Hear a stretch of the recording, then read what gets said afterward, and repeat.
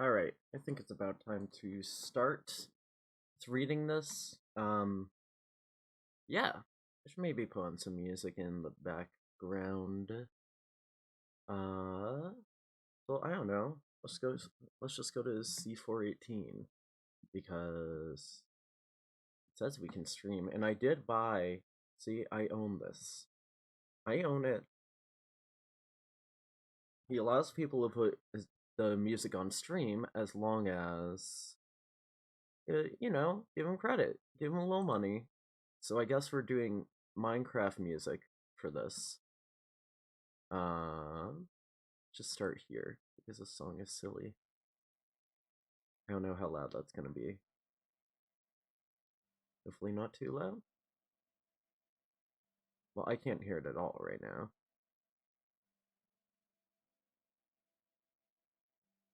Hello?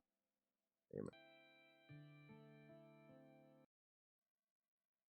Okay, I'm sure it'll kick in soon. So, we left off, we were looking at the meat timeline with Dirk and Rosebot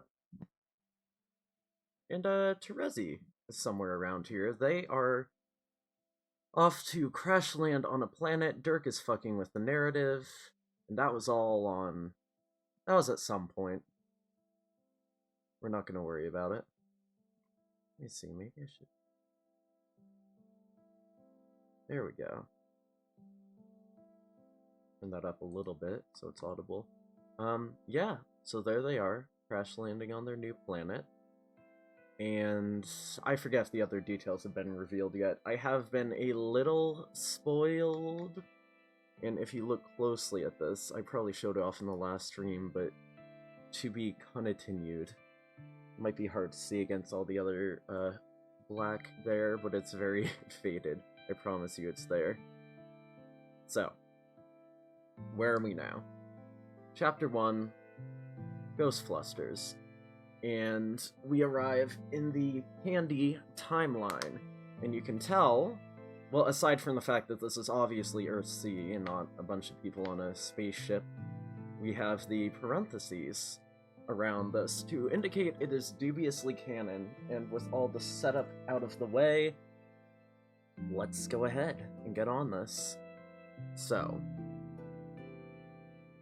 Chapter 1, Ghostflusters. The void resounds. Okay, maybe this music's too loud now. Damn it, C418. And your beautiful, lovely music. Space seizes and warps as the bounds of relevance erode away to nothing but the wishful nostalgia of times past. There's a hole in the middle of the universe, and it is hungry. This is, of course, referencing to the fact that Candy Earth is contained inside of a black hole. Also, this garden here looks wonderful. I almost spoiled who this is, but we got pumpkins, we got garden. I mean, gee, I wonder who it is. Is it... Well, it's not June, because June's dead in the... Wait, where is June in the Candy timeline? See, now I can't remember anything. Meet June died. Oh yeah, June's around here somewhere, so maybe... That's her. Gardening. Okay. But the denizens of this particular iteration of Earthsea don't know it. All of this is just business as fucking usual for a planet plagued by war, continuous inclement ghost weather, and the general malaise of being absolutely severed from canon. The ghosts are still falling? They're not done with that yet? I find that kind of surprising. But anyway, geez, just trying to adjust my camera angle. They spend their days absorbed in the petty and pointless pursuits of having jobs and raising families and falling in love. Oof. In the midst of this, a middle-aged man kneels in a garden. It isn't his garden, and he already has a name, but we will begin our story with him regardless. Plants, Jake has decided, are really the best sort of chums. They are quiet, friendly, and easy to please. All they need is a little water and fresh earth, and they are perfectly happy to lie there all day in the sun. and they don't make increasingly inhumane arms deals and appear on talk shows expounding on the dangers of interspecies marriage. They have never, as far as Jake knows, fucked a clown. Unlike Percy from Psycholonials, am I right? But yeah, obviously, this is throwing some shade at his wife, ex-wife? I forget, actually, if they're still together at this point. I'd have to look at the end of the epilogues, or this wonderful recap.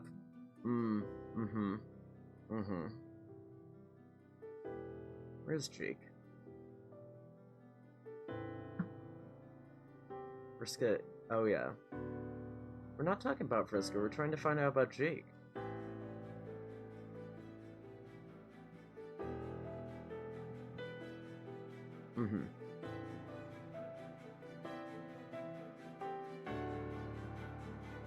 Well, Jake has fled the Crocker household. I don't know if that necessarily means they're divorced, but that's all we need to know right now, I suppose. Ghostflusters. A little water refreshers and blah blah. Yeah. Plants. Sorry. I'm spacing, but yes, there's an interstellar war. There's a lot happening. Interplanetary war, I should say. Intraplanetary? There's a global war between the various species. And there's some carrots in the garden, some berries. There's nothing over here, though. He should really fill up that space, I think. So, John has been an incredible pal, opening up his home to Jake and his son on such short notice, and even offering him a pair of pants, as well as a shirt that he has so far neglected to put on. John's house doesn't have air conditioning. That's funny. That's funny because John is the heir of breath, and there's a song called Air Conditioning in Homestuck. Anyway, we're not gonna worry about it, because I don't know if I can play that on stream safely, so. Blah blah. It's a charming little cottage, but it could sure as aces use some airing out. And dusting, and just general upkeep. The old place really has gone to seed since John's been away. Jake shudders to think what sort of state his own mansion is in. Jane will probably have it demolished now, he imagines. It, like the rest of his assets, is in her name. She'd seen to that as soon as they were married. Yeah, that's right, I forgot the mansion was originally Jake's. And now it's like the Crocker mansion. That happened so slowly in the epilogue, I didn't even see the transition for what it was. That's just her household now. To the point where Jake was driven out of his own home, so that's fun. Where is June? I don't remember now. Oh, shit. Okay. Oh yeah, there's a lot in here.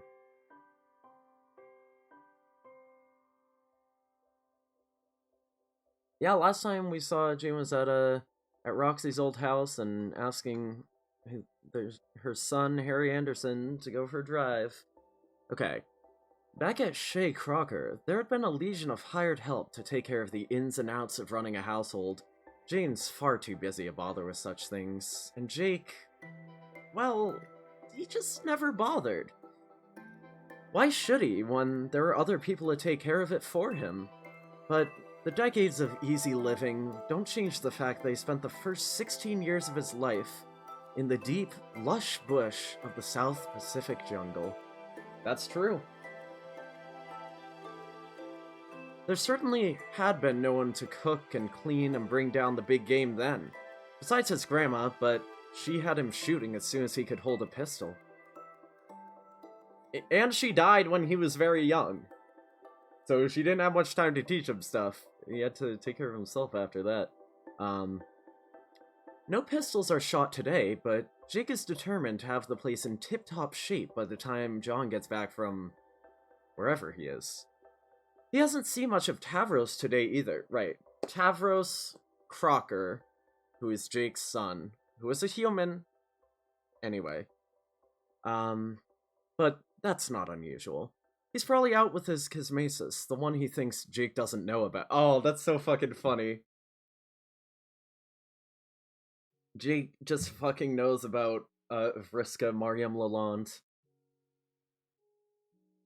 He washes the floors and windows, cleans a toilet or three, and chases a family of squirrels out from the inside of the attic wall. They chitter angrily at him, but he doesn't back down. This is so nice to see that Jake's, like, really just matured as a person. It's like, instead of being a fucking hoarder in my giant mansion, I'm gonna garden. I'm gonna take care of the household while John's away. Like, look at... He's kinda cute, though. Z-Bobs, get in here right now.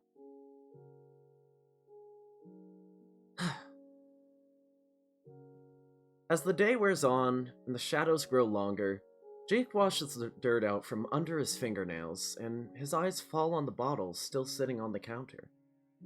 John had opened it, but together they'd barely touched the stuff. Jake had promised him and Tavi he'd dry up his act and all, but, well... Right, I guess Jake was kind of an alcoholic at some point, on post-canon Earth, so that was a thing. Right, this whole thing about canon, if you're not familiar with Homestuck, after a comic ended, they did a dubiously canon epilogue, which was set on the whole premise of what is canon anyway, what is true to a story, etc., etc., and that kind of split into two timelines, Meat and Candy, which are on right now, which Meat is canon-ish?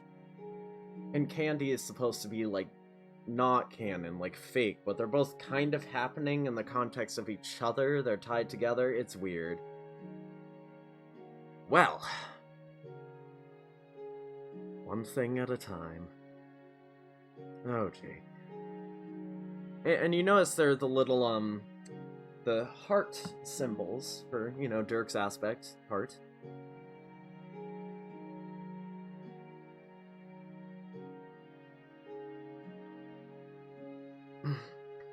I've definitely peeked at a lot, if not all, of the art panels in Homestuck 2.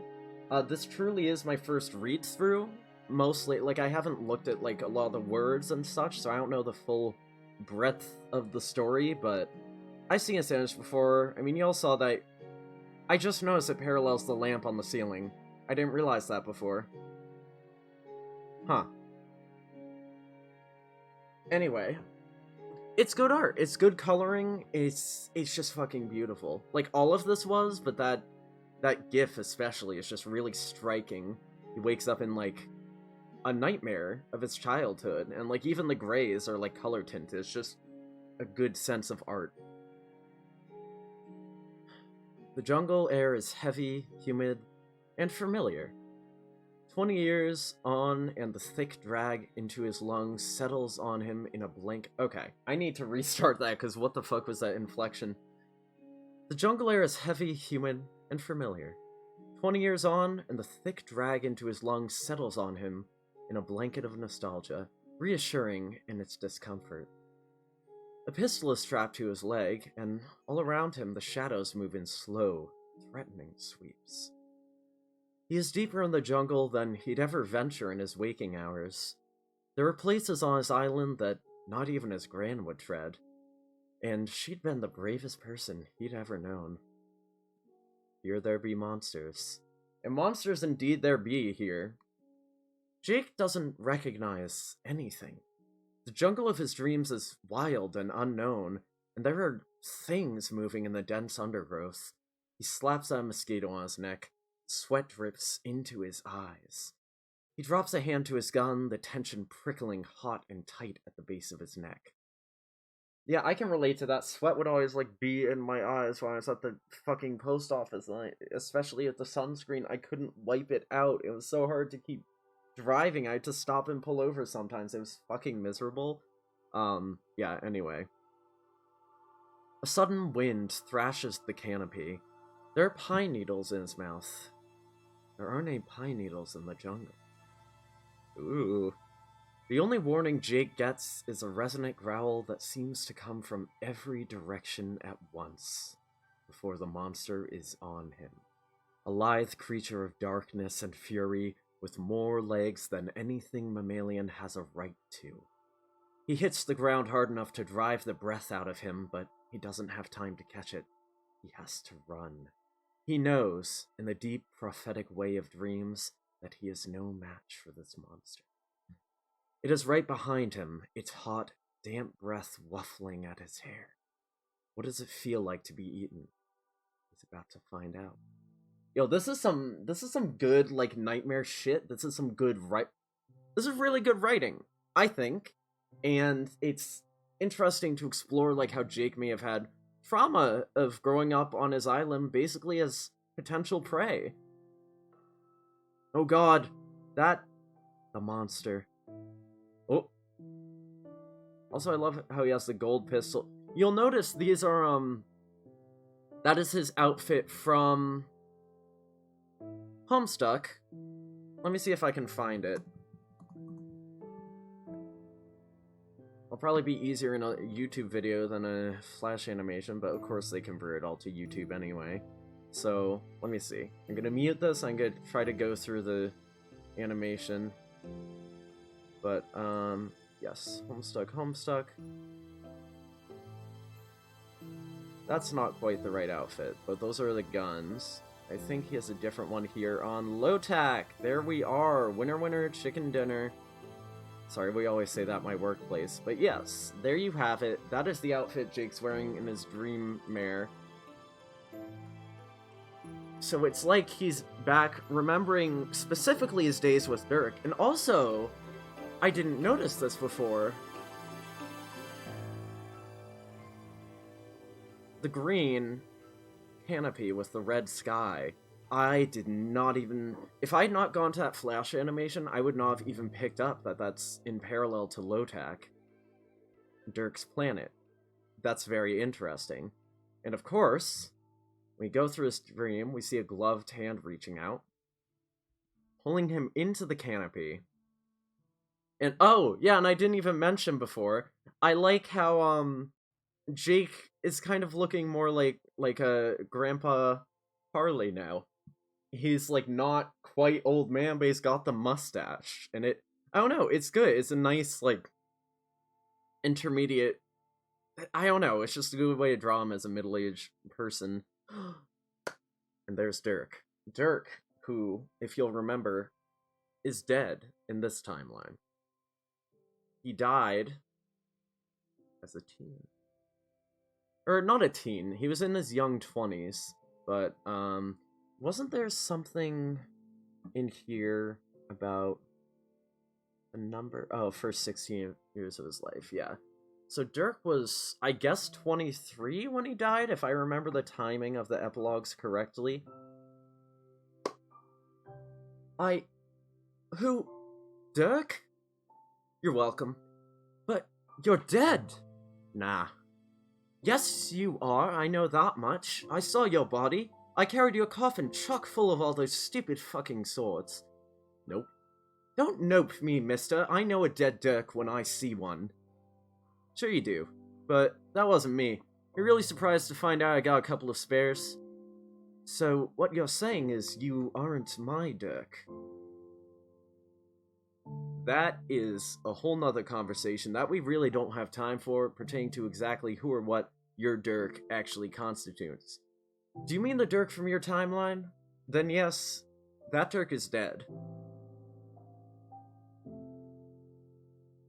That's really fucking sad, actually. When I was first peeking through the images, I thought this was the ghost of Candy Dirk, actually, but this isn't even him. I shouldn't be crying over Dirk, considering all the shit he pulled in the epilogues, but this is kinda sad. If you mean the Dirk that you fucked and then ghosted, no, I'm not your Dirk.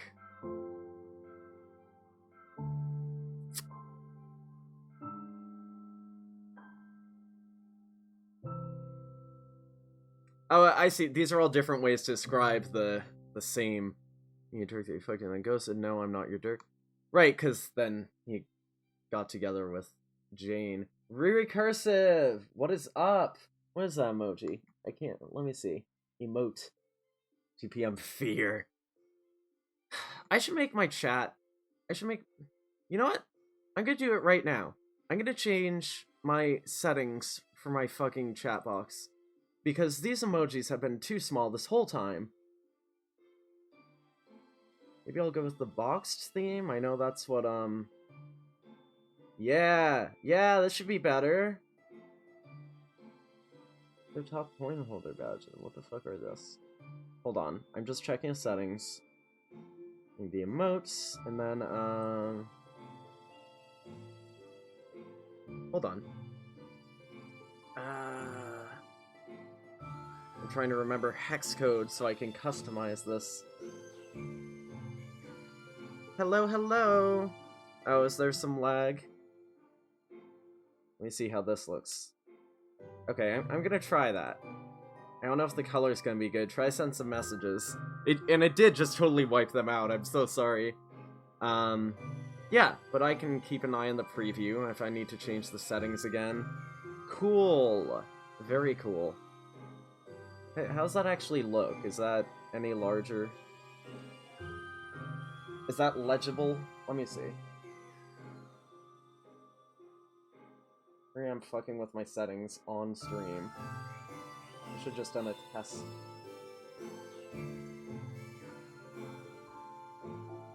Yeah, that's still kind of small. The same size? Well, I can fix that.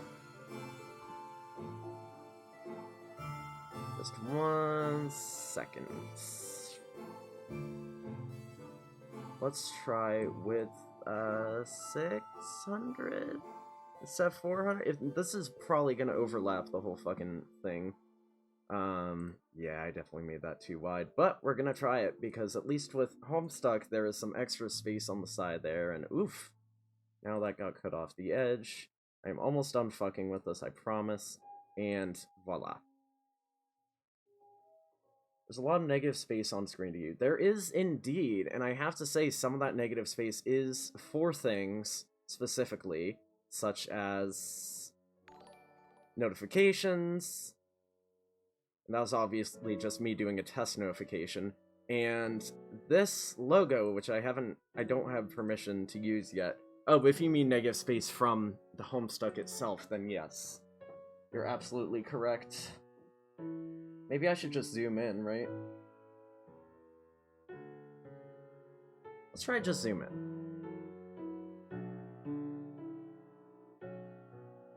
I think that's a good zoom level, so we'll just go back to previous illustrations so it can maybe one more out. Yeah, there we go. So then the standard panel size shows up. Yeah, so I already had read all of this, but I'm at least gonna go through the images. We got Ghostflusters. There's Jake. He is having a time. And I was pointing out before you showed up that this looks not only like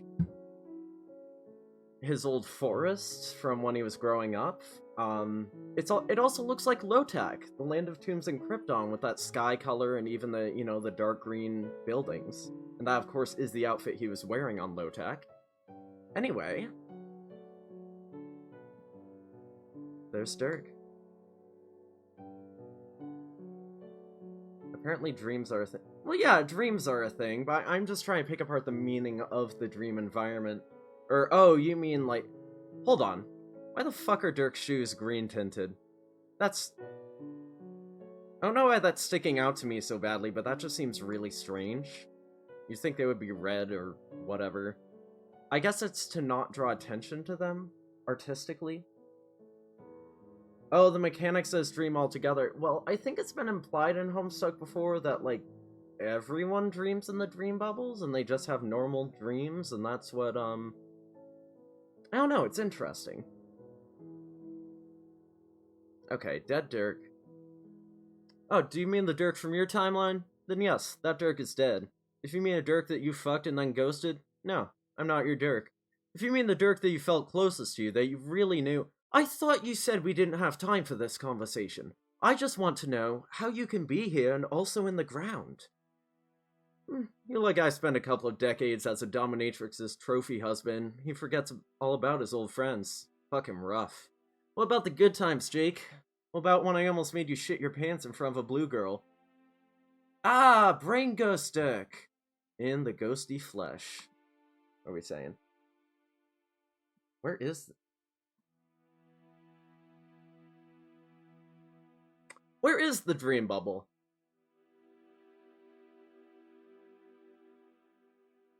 I'm gonna default to... That is an interesting line of consideration. It's an interesting thing to wonder about. I'm glad you brought it up.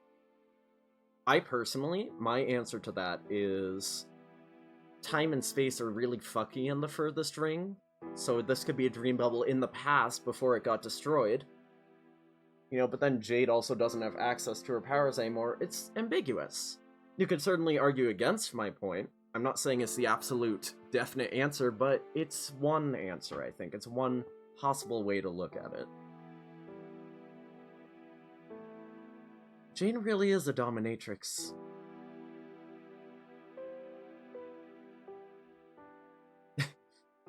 I love that that's what reminds Jake, what about the time I almost made you shit your pants in front of a blue girl?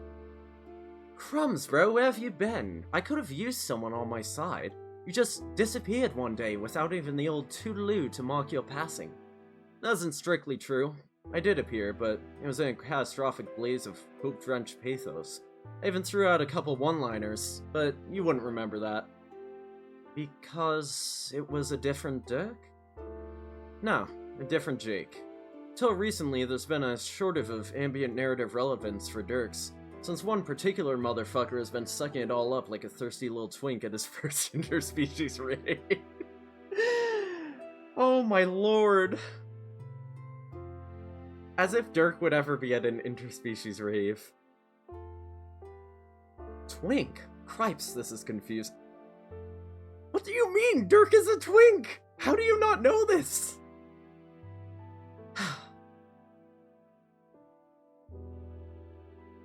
Unless the comparison being made is Jake as the thirsty little twink at his first interspecies rave. That's a fucking whiplash of a metaphor. Oh, we've got viewers now. Hello, hello. If anyone's not here from Homestuck, I'm reading a webcomic, as I tried to make it clearer on this stream, but it's fun. We're dealing with some epilogue stuff, some post-ending of a long-running story, dubious follow-up stuff. That can be canon if you want it to be, but it doesn't have to be. So this is interesting. It showed up in a blaze of hope-drenched pathos. It was a different Jake, because it was the Jake from the Meat timeline, specifically the teenage Jake that June went back to grab from Earth and brought to the Lord English battle. Or specifically Caliborn, I guess, because the Alpha Kids didn't go to fight Lord English. That's I don't know if it was even mentioned before that Brain Ghost Dirk showed up in the Caliborn battle. It wasn't shown in the comic, it might have been mentioned in the epilogues, but I like that. Can you imagine Caliborn's fighting everyone, he has to deal with two Dirks suddenly? That's just kind of funny to me. Though I guess at that point the other Dirk was unconscious. What do you mean, not quite that battle? Wait, when else would Brain Ghost Dirk have appeared in a catastrophic blaze of hope-drenched pathos? Blah blah. Cripes, this is confusing. It appears that no matter what timeline we're inhabiting, I can count on you to be absolutely impenetrable. Don't worry about it right now. It's not important. I'm here, and that's what matters. Was the Brain Ghost Dirk from Game Over Jake's brain? Huh? Wait, did Brain Ghost Dirk show up in... We're gonna look at Game Over Homestuck. Oh, at first I thought you meant, Collide for some reason. Ooh, we have some spooky Minecraft music.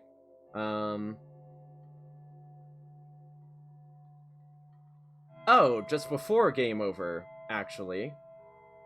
I remember all of Homestuck, as my friends like to say often. I love how Viz Media fucking formatted this site so you can't, like, click on the arrow. There's no navigation on this page. Did you know once you get to this page, you can't fucking go anywhere? Because all the links are embedded in the Flash animation, which is now a video? Thank you, Viz! You fucking morons! 3 years! Yes! 3 years and they haven't fixed this. Fuck Viz. We read the fucking the Homestuck expansion pack. I should just have that open on the side, frankly, so I can go to that instead of this fucking website. But yeah, I think I'm in the wrong part because I should. Whatever. It doesn't matter. I shouldn't spend too much time looking for the. Oh wait, hold on. No, we got it. Oh, this is the Homestuck. Perspective. What would you call it? The point of view cam. The Homestuck POV cam, which yeah, in this stretch it does just go to the same page, but we're gonna follow this. Right, so we click on Arania, and that just keeps going there. Obviously, I'm getting a little sidetracked, but I can show you when we get to a certain page. Right, so next page is Act 6, Act 3, but all of these characters next show up on S Game Over. Like Arania, and then we go to, I don't know, 6903. It appears that extension doesn't work here, so I'm pretty sure we don't see Arania again ever after this. Okay. Brain Ghost Dirk's sword that somehow kept existing despite Brain Ghost Dirk ceasing to... I mean, it's not the sword ... It's the unsnappable katana. But, I mean, same difference. It's a sword. But yes, how did... Jake just really believed in sword, and that is the end of Arania's story. No, you can meme. I'm sorry. I'm being... not even petty. I'm just rambling. Yeah, is there anything else I missed here? Okay, so... Sorry, I'll be done with this Yeah, Brain Ghost Dirk. It's true, he showed up a second time. I mean, it kind of makes... a different Jake. I mean, those Jakes would have a shared past, so you're right, that doesn't make sense. It does track that Jake wouldn't remember it. But, yeah, this was before any timeline split.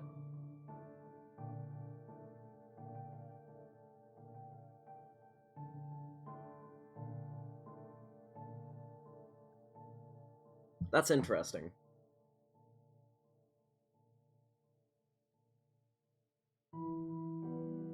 Oh, wait, no, yeah, duh, the retcon. This is a different Jake. Wait, so what are you saying doesn't make sense then? Hold on. Oh, because why? Okay, I get it. What he's saying makes sense, except for the fact that how is he a same Dirk?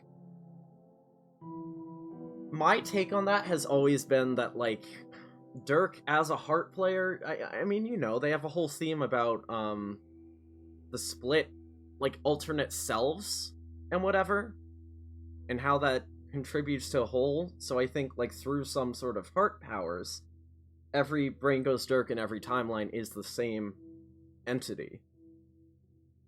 If that makes sense.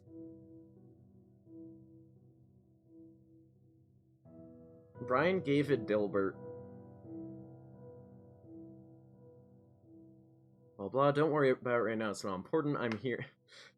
So in response to this whole line of discussion, don't worry about it right now, it's not important. I'm here, and that's what matters. I suppose I'll just have to trust you. Shove. Okay. I thought this said diva for a second. I mean, hold on, like, look at that. I mean, now that I zoomed in, it does look more like the face, but tell me you don't see a letters D-V-A. It's definitely a Sweet Bro and Hella Jeff tattoo. Or, Hella Jeff specifically, I should say. But yeah. Whoops, we were supposed to zoom in for this. Oh, yeah, how's the new font size? Is that, like, much better? I could fuck with the settings more later and do, like, a little fake recording or fake stream for myself. Yeah, good luck with that. Wait, what is... good luck with what? I'll have to trust you. Yeah, good luck with that. Yeah. Hey, maybe I should zoom out one more. Yeah.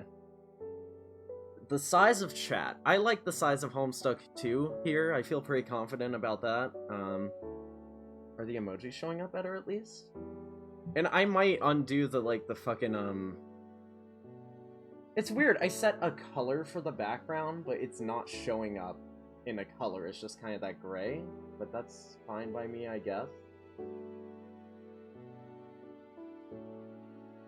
Why are the emojis so small? There should be more room for them.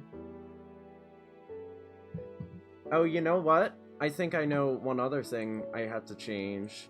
I think just because I increased the... is the font size. Aha! Cool. Let's try lucky number 27. Maybe. I don't know if that'll make a huge difference, but I'm gonna try it. I guess I'll just hit X and hope that saves. Yeah, go ahead and test. I'm not sure, but it should be a little larger now. Okay. Consciousness hits Jake like a bottle to the back of the head. In fact, the bottle is on the table, tipped over and sluggishly dripping from the mouth. That's... I love the metaphors and the post-canon stuff. Like, it's just good writing, baby. The kitchen reeks of whiskey... There is a lot of misspellings in this chapter. Like, I'm trying not to go too hard on it, but there are. It doesn't... Okay. I think increasing font size in itself is a good thing. I will, after stream, look into if I can mess with the emote size. But, yeah.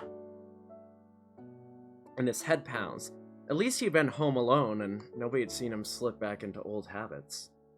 Strange days, Jake thinks to himself. And strange dreams. That was a real humdinger of a nightmare.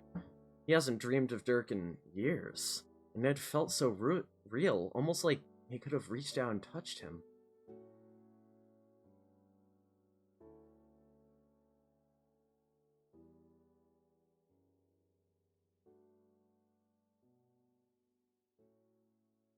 Oh shit! Increase the size of the window? I did increase the size of the window a little bit. I'll work on it later. Oh, fuck.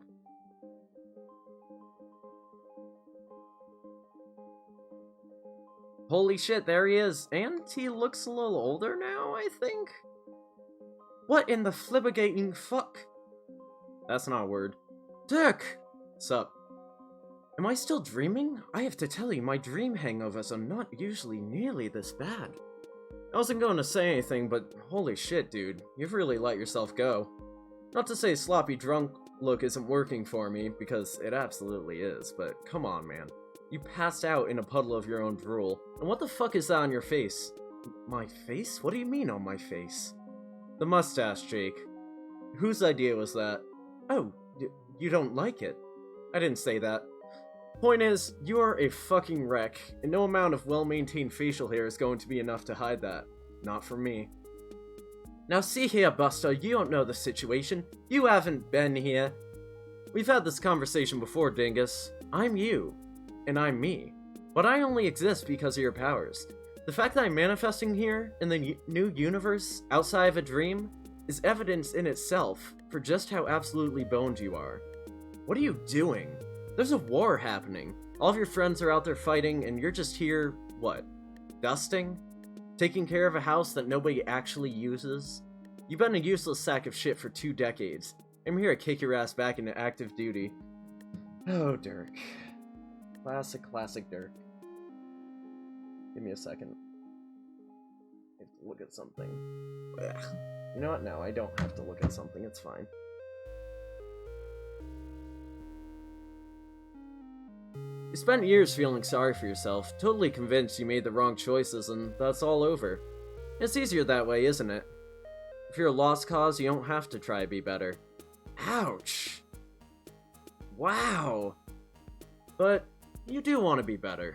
Remember all those dreams about adventure, life, love? Remember when Tavros was born and there were so many things in this world you want to show him? Beautiful things, Jake. But none of those are going to come from sitting around playing house husband to your ecto-son. Fucking Dirk. Well, what do you propose I do if you're so gosh darned brainy? I'm a cracking good marksman and no slouch when it comes to fisticuffs, but what good am I in a war? I've got some panache, but I can hardly hold my own in the face of an army. And what side am I supposed to be fighting on? For Jane or against her? Against her, obviously. What the fuck, dude? Wait, what? I thought Dirk was with Jane. I guess it's a different Dirk, but...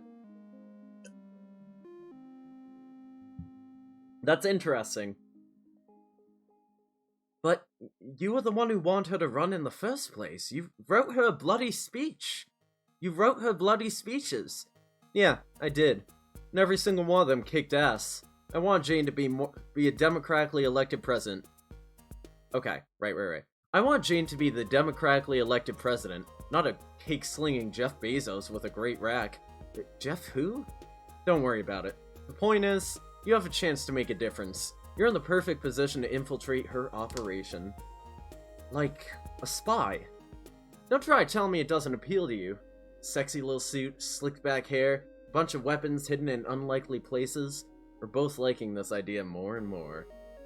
Dirk, stop being horny on me. Well, I do look fetching in a cummerbund. Wait, no, you tricked me with thoughts of spies and hijinks and two bros against the world. I left Janie, there's no going back now. She isn't exactly a sort to live and let live, you know. This explains some of the images I saw in the later Homestuck 2, because I'm like, why is he back with Jane? Now it makes sense. It's a cover story.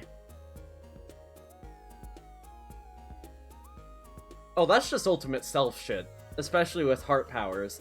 I mean, that isn't even out of line with, like, June went back to get the kids, and then, like, Dirk, just from Homestuck, sitting on the rooftop comforting Dave, looked back at June, and then ignored her and kept going on. Like, the heightened canonical awareness applies to all Dirks. And as Dirk has achieved ultimate self stuff, all the memories and experiences are kind of melding together into a, hive mind consciousness. I think that makes sense. Blah blah, she isn't exactly the sort. That's horseshit and we both know it. Jane would take you back in a second. She loves you. He was just against that Dirk a few pages ago. Wasn't that on this page? I mean, things can be in a hive mind and still be distinct entities. Shaw, not to be maudlin, Brain Ghost Dirk, but Jane hasn't cared about me in a very long time, if she ever did at all. I thought you knew everything I do. There's a part of you that still hopes. You can't help it. You'll never be able to help it.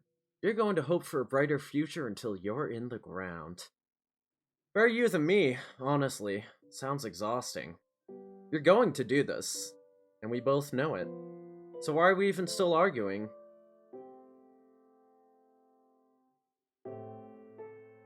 Oh shit. What the fuck? Oh, that's... Wow, we just skipped okay, I forgot God Tears can fly. So I wish I could make that like a fade out, fade back in. Yeah, we're both going to do this. Why are we still arguing? And that's the end of the conversation. We cut to Jake literally flying up to Jane's... I love this ship. I love the fucking sporks everywhere. Okay, wait, 1, 2, 3, 4, 5, 6. That back one especially is a nice design touch. It's a real improvement on the Condessa's ship, but also, Jane, stop making things look like the Condessa's ship. I think the epilogues even said it was reminiscent of it. A bright red battleship. Oh my god, the sporks! Crocker, you gotta stop! And there she is. Taking Jake back in a heartbeat. Just like that. Boo-hoo! Oh, Jake, something awful has happened. It has? You mean more awful than usual?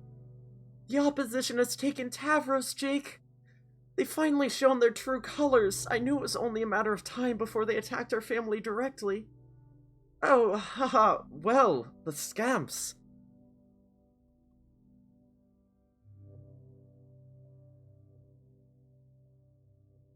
Does Jake know something that we don't? Wait a minute. Wait, was he wearing that shirt before? No, he wasn't wearing a shirt. Right, this is a shirt that June got for Jake. It's literally the Egbert and English logo combined. And oh, yeah, we'll get to that. I fucking love that. This wild fucking symbol. So they've taken Tavros. All I know is that Tavros is Kismesis with Vriska Margiam Lalonde, who is part of the Resistance. But I don't know what Jane actually means here, like if there's some news that he's been kidnapped? Okay. It's then that Jake realizes that Jane isn't mad because she never realized he was gone. Oh, fucking ouch. She didn't even know he left. But she realized that her son left. Wow. It makes sense. There's been plenty of times when the two of them didn't cross paths for days at a time. The perils of living in a mansion, he supposes. She seems to have forgotten that she'd been cross with him the last time they met, because now that Gamzee is gone, there's no one left to talk to. Yeah, fuck Gamzee. She recovers from her crying jag with grace, straightening up and wiping at her eyes. Miraculously, her mascara remains unstreaked. Even in moments of vulnerability, she is bulletproof. Now I know it doesn't fit the Homestuck name conventions, but Grace would have been a great name for her. Let's be real, like, she's just got that vibe. Right, I'm supposed to zoom in, I forgot, I'm sorry.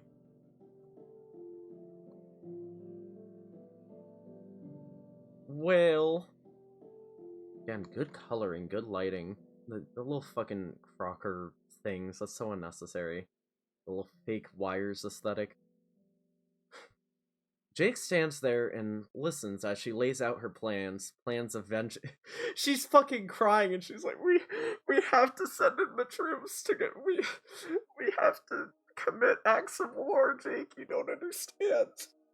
We have to attack their base of operations and take out their forward front. It's the only way to get Tavros back. Like, I don't know, that's just, like, humorous to me. Lays out our plans of vengeance and violence. Did I say something wrong?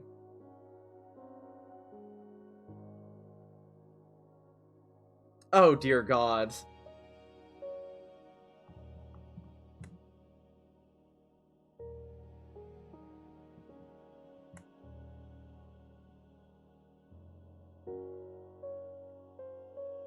Yeah.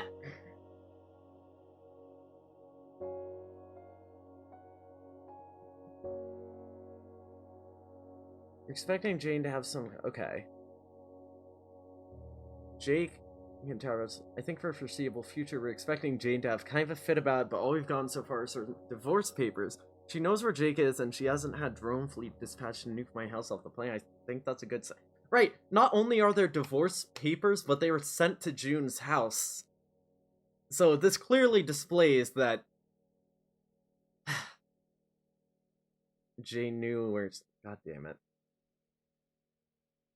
I'm sure people did talk about that. Thank you for pointing it out. That said, like, yes, absolutely, that's an error. But if I look at this scene a different way, if I take away that part of the caption,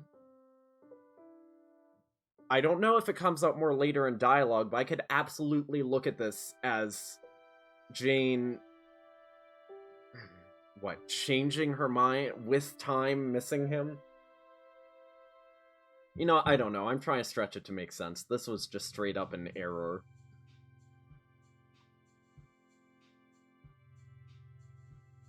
Okay, she lays out plans of vengeance and violence, and he makes himself smile, and he makes himself nod. Honestly, it's not unlike any other night he spent with Janie lately. Right down to the pit of misery gnawing somewhere below his belly button. Every day with her is just like this. I did see my mic peaked a little bit there. I'll move it back a little further. By the way, how's my audio volume? Because people have told me in the past that my voice comes through too quiet on streams. Is that any better, or same issue? Oh, that's great. I'm glad I'm, like audible now. You know what I found out last night when I was doing my Cyclonial stream? I went into voice mod after the fact, and I was like...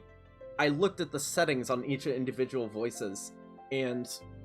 normal was at 100... The robot and cave voice or whatever were at 70. For some reason, the deep voice was at 22, and that's why it sounded so bad against the music. And now I have changed it to be the same volume. So that should be better. That said, without Rosebot, we really shouldn't have to use any voice mod stuff in this chapter. Sadly, though. All of it is made worse by the occasional wry glint in her eye, or moment of self-deprecation in the slant of her mouth. It reminds him of the Jane he used to know, or the Jane he thought he used to know. Then there's the ghostly presence of his former beau and best bro. That's different. Right, that's different. At first, Dirk stands at Jake's elbow, a one ghost support staff, before he appears to lose interest in Jane's rant and wanders off across the office, reading the spines of books and spending way too long staring at a startlingly phallic piece of installation art, the provenance of which Jake doesn't know, but could hazard a guess it wore a codpiece. Okay, we're looking this up.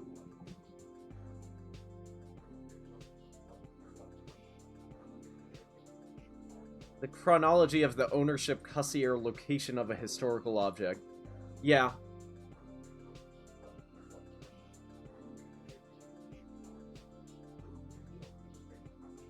He's basically saying it used to be a codpiece holder, like a hat rack.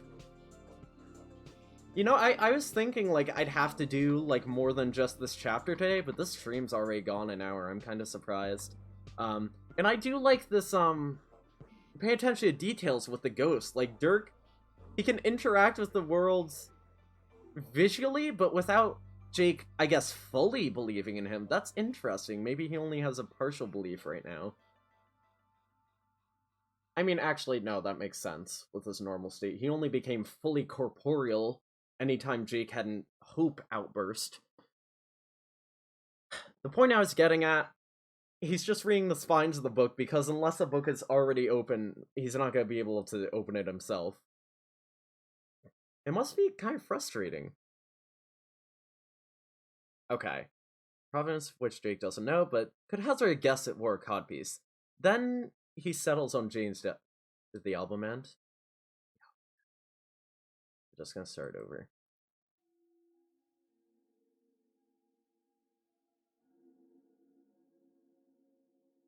He settles on Jane's desk, propping his ghost butt there and... ghost butt! And sort of just, well... Here's a picture of what he does.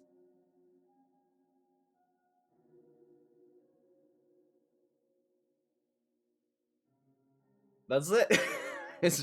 There's a picture of what he does. And I am gonna, in the interest of keeping this image on screen, I'm gonna open the Homestuck browser, actually. What the fuck? Where'd my tabs go? Wait, did this disconnect? Hold on, I need to check something.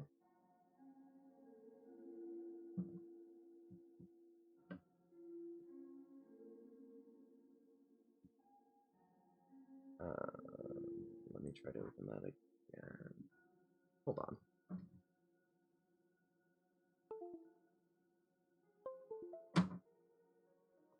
I hope I didn't just fuck something up by disconnecting that briefly. But it shouldn't have. Streamlabs is on my main computer. Obviously a Wi-Fi is. This is just a browser. Yeah, it's fine. It's fine. I'm gonna try again to open the Homestuck unofficial collection. Oh, thank God, all tabs are back. Okay. Wait, I have new reader mode on. Never mind. I'm not thinking. That reminds me, who is even narrating here? Yeah, right? Like it's like Calliope? I guess. But slipping back into more of a traditional narrator.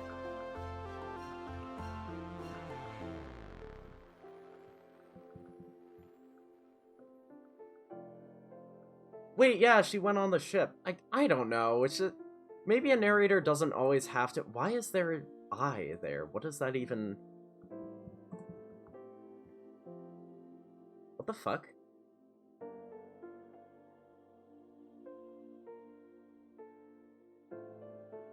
What?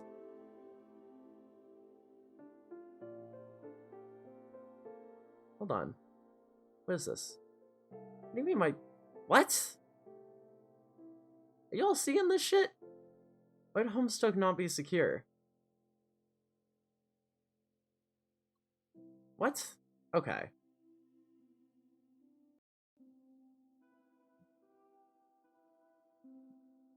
You got this error with the search bar for a bit, too? Maybe if I just do it from the main page.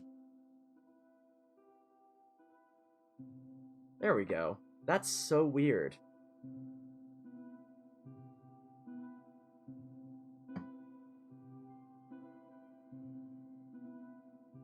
How do things even work if you marry a sprite? What do you mean? I mean, okay, he has a ghost butt for one thing. So? A ghost butt, Jade! So what if he has a ghost butt?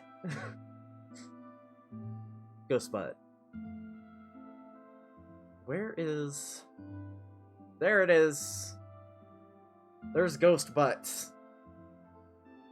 I mean, it's moving pretty fast, but I'm sure you can see the text.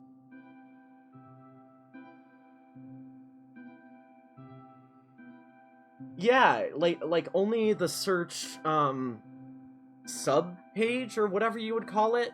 But if I type shit into here, or on the main page, it works just fine. So I don't know. Okay, that's a bit of an exaggeration. It's more like this. Oh, I see. Honestly, I would set that way too. And again, with the green, why? Like, it just, I mean, I guess real people aren't color-coded. It just doesn't make sense. Is he trying to flatter Jake? Also, I'm starving for an unofficial collection update from Bambosh. It would be nice. I should say, Forever Flummox and I are working on... Ugh. I shouldn't even take any credit. Forever Flummox is working very hard on an updated Homestuck POV cam specifically for the unofficial collection. So it'll be nice when we get that done. Like, we have to basically program it from scratch, and we also have to nitpick a little bit of the ones on the website, because some of them aren't entirely accurate, as, you know, as made by a fan. This is Jake's perception of Dirk, isn't it? So it makes sense he'd flatter Jake. Yeah. My sweet, precious dear boy Dirk, with his green shoes. Whatever the case, it's distracting. So I'm switching back to narration now. I don't know if my change of voice is always obvious. Whatever the case, it's distracting. And by the time Jane loses steam and dismisses Jake from her presence, he's thoroughly exhausted for attempting to pay attention to his supervillain wife while trying not to look at the crotch of a ghost man from his brain. You ever have one of those days?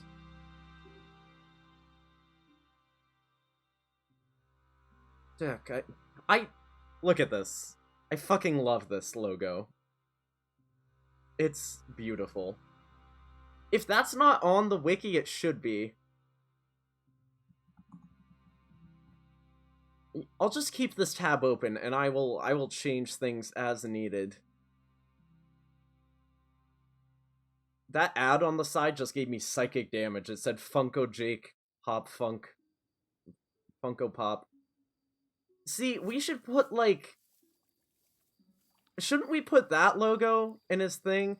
This has not been updated. I'm gonna have to do all this shit myself. It's a wiki. Everyone can contribute, and I usually likes to clean things up rather than writing it from scratch, but I will if I have to. But when I was trying to, like... God damn it, it's this fucking song. There's a song on Minecraft Volume Alpha that's just called Death, and it's 41 seconds. And it always trips me up when I listen through the album. It's just the sound of grass walking around and shooting a chicken, and it dying. Ugh. Anyway. I stopped updating the wiki because it was taking me forever to read the epilogues while also editing at the same time. So I'm gonna have to get to all the shit after I'm done with all the post-canon stuff. But on the plus side, it seems like all the game stuff has been documented pretty well by people. Turk, I don't think I can do this. What do you mean? You just did it. You kicked ass back there. I didn't do anything. I just stood there and felt bad about myself. All according to Keikaku. It worked. Congratulations. It's only You know what? Jake so often questions the words people use when he's confused. The fact that Jake doesn't question Dirk's use of word Keikaku indicates to me that Dirk has said this so often around him that it was definitely explained to him in the past and he doesn't even bat an eye at it anymore. I fucking love that.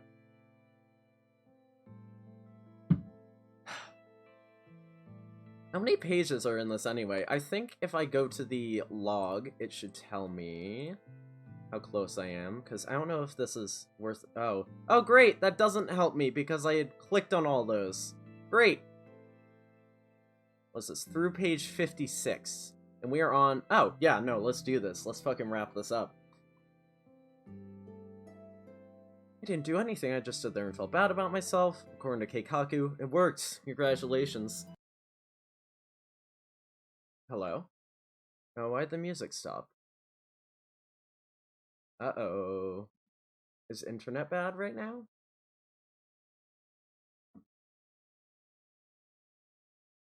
Hello?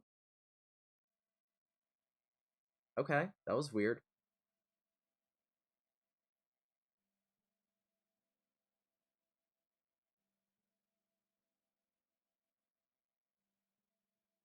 It's only a promise I would never come back here.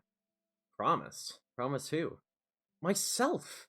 I decided that enough was right and jolly well enough. You say you know your onions when it comes to me and my troubles, but you just keep asking stupid questions.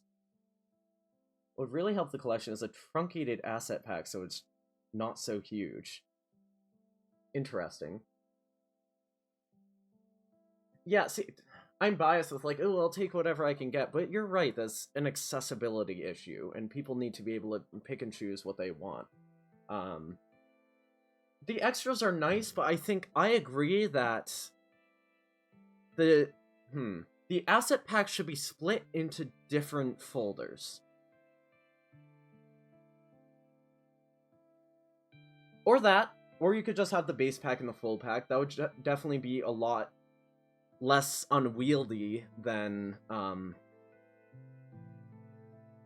trying to make a folder for each separate, like, Team Special Olympics or Problem Sleuth or whatever. So the base pack would just have Homestuck? Or all of the MS Paint adventures? And I'm thinking, even if it did, that would be without news posts, obviously without Formspring, Tumblr, Team Special Olympics, etc. I should just be saying TSO, because that name is a yikes, but... MSPA and Sweeper on Hella Jeff, but not the news posts. I think definitely, like, come on, Sweet Bro and Helljeff is crucial, I'm not joking. Yes, you know what, I agree, news posts are a maybe, but we don't need, like... Does Ryan Quest even count? But yeah, obviously all Hussey's, like, social medias and stuff, there is a lot there. Where were we?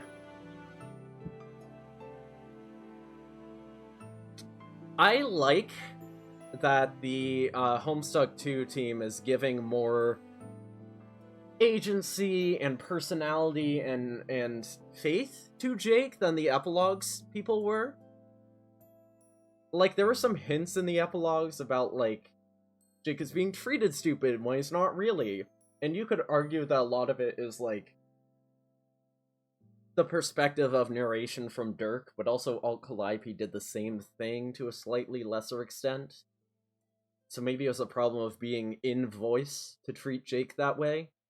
And now they don't have to be in voice, but my point being, that line just stuck out to me. It's so good to hear Jake tell someone else, "You're asking me stupid questions." Jake is... he really had to grow on me. I did not like him at first, but he's such a good character, I think. News posts because they're part of the original site. Yeah, that's true. And obviously still the retcon stuff, but, expanded new reader mode that lets you start from 2007. Can you fucking imagine?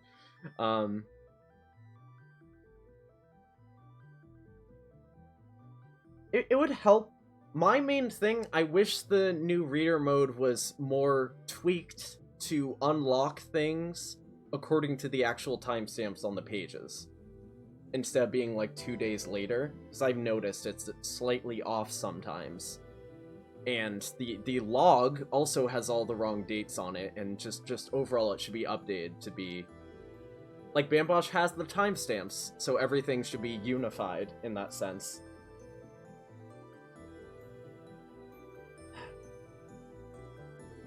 Isn't what they're really doing just making him subservient to a piece of his subconscious? What is slightly off is... I can try to show you, like... Because I have all my scenes set up, I can just go to the Homestuck collection as soon as I open this. Okay. Now, I'm not gonna, like, guarantee that a given page is going to have the issue I'm talking about, but if I go to... Right, we have to go to settings page for it to capture. If I go to, say this, we have the timestamp, 3:27, 6:44 p.m., whatever, the time doesn't matter. But then, like, you go to the log, and sometimes it's different. Like, I don't know, that does say 3:27, like, I don't know, 17th. It's usually stuff that's, like, around midnight, but then, like, I'm having trouble finding one. I promise you some of them don't align. Whatever.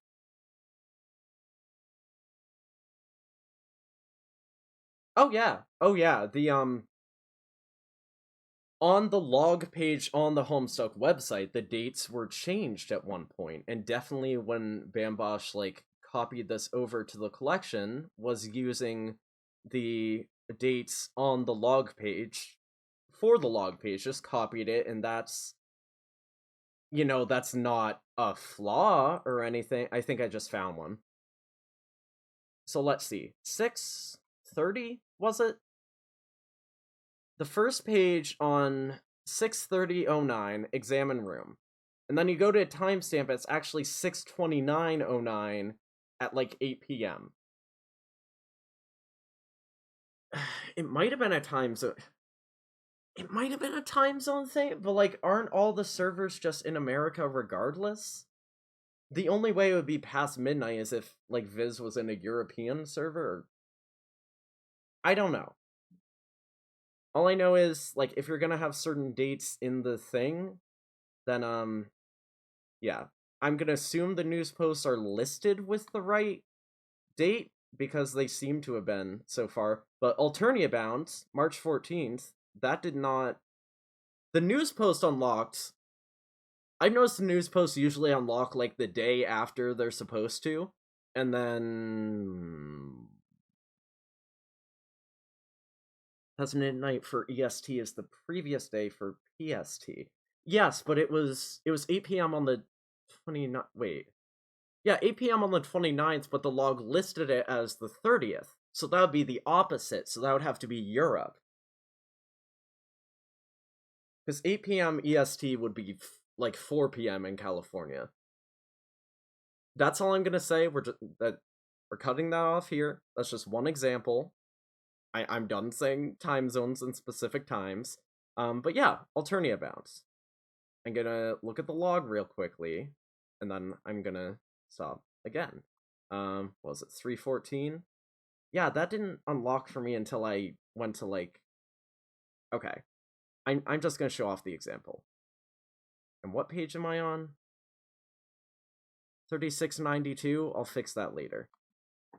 After this little example, I promise we'll be done. It'll be like a real quick thing. So let's go back to 312. 3637. Let's fix the new reader mode to this date. Okay. News posts, March 11th. We go to the next page, which is the 14th. That time it did show up at the right time, but you see there's the thing for Alternia Bound, and then the notification just does not show up. That's the 16th. And then it finally shows up on 316, which is like pages and pages later. I'm just saying there are tiny flaws in the way it's set up. But I can fix that. All I'm saying is these are like little tweaks that could be made to a future version of the asset pack. And I'm just going to skip forward to the page where I was, which shouldn't take long, and I will read your messages in a second. There we go. That's where I was. Let's get back to Chrome. We got a Dirk to deal with. Babies you and Namco High unlocking completely wrong spot. Yeah, I know most of the things have the unlock things wrong. I've had to find the... If you look at when things post on news posts, and you click the link to the album is there. But it's just the notification for the unlock that shows up pages late, and I have no idea why. The code is specific pages they do the achievement unlocked announcement, which can be different from when a thing unlocked. Yeah.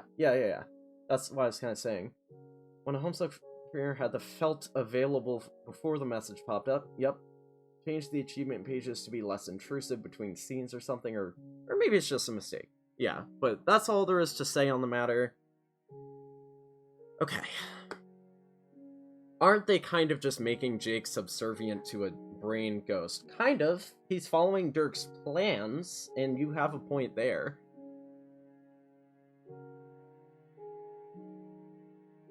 You have a point there, but he's still, like, being smart and personality in his own way despite that. Even if he's being manipulated, he still has more of his personality back here, I think. You say you know your onions when it comes to me and my troubles, but you just keep asking stupid questions. John and I had quite the gabfest the other night, and I felt hopeful for the first time in years. Like I really could turn over a new leaf, and it all felt like berries from here on out.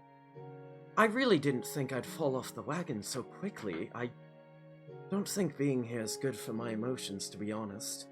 Yeah, probably not. That's okay. They don't matter. Wow, Dirk! Oh, I suppose you're right. What with masculinity and all that, a true man's lip remains stiff even in the harshest of circumstances. That, Oh, that's some toxic masculinity. Baby's use release dates was not ever attached to it, makes it harder but not impossible to find. That's interesting. But we did find it in the reread. Or somebody found it for me, and I greatly appreciate it. Don't know anything about stiff lips, dude, but that's not what I mean. It's not because you're a man. You're a god. Oh, right, that. Dirk, that just sounds like toxic masculinity with extra steps. The world comes first, even at the expense of all your relationships and personal happiness. That's what being a hero means. Dirk. I guess I never really thought about it like that. Toxic godliness. Namco High is definitely a Gigapause release, while the collection puts it after the Megapause. Jeez. That is some good shit. I love that fucking... just the glitchy. That's kind of what my offline logo looks like. Is that flickering a little? I can't tell. Nah. Orange shades. I fucking love them. I love that they've made shades orange tinted. Think what you want about Jane, but at least she realizes that none of you can ever be normal. And she never bothered to try. Can't really be a god complex if you're actually a god. People like us don't get happy endings. That's bleak, Dirk. I don't think I could possibly believe that. I know you're born from all the little bits and bobs inside my mind, but whew boy, I don't think I've ever thought something like that, even on my darkest days. Yeah, that's probably more a Dirk thought than a Jake one. I told you, it's hard to tell sometimes. Is that really how Dirk felt the whole gosh darn time? It doesn't matter. It's not the worst thing because nothing happens between the Megapause and Gigapause impacts Namco High. Yeah, exactly. It's just Terezi and Dave Sprite and Jane. And no really plot references. But anyway, yeah, that's a... God damn, Dirk, your fucking outlook on personal life and... Oh, God.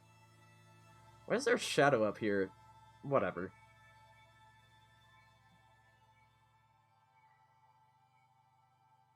That's an interesting theory, though, that everyone else, all the other god kids on Earthsea, are miserable because they're trying to lead normal lives.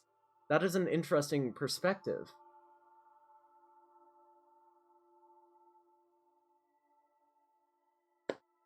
Is that how Dirk felt about the whole thing? It doesn't matter. And scene. There they are. They're just sitting. And that is the end of this chapter. I could keep reading the next few things in the post-canon itinerary, which would be...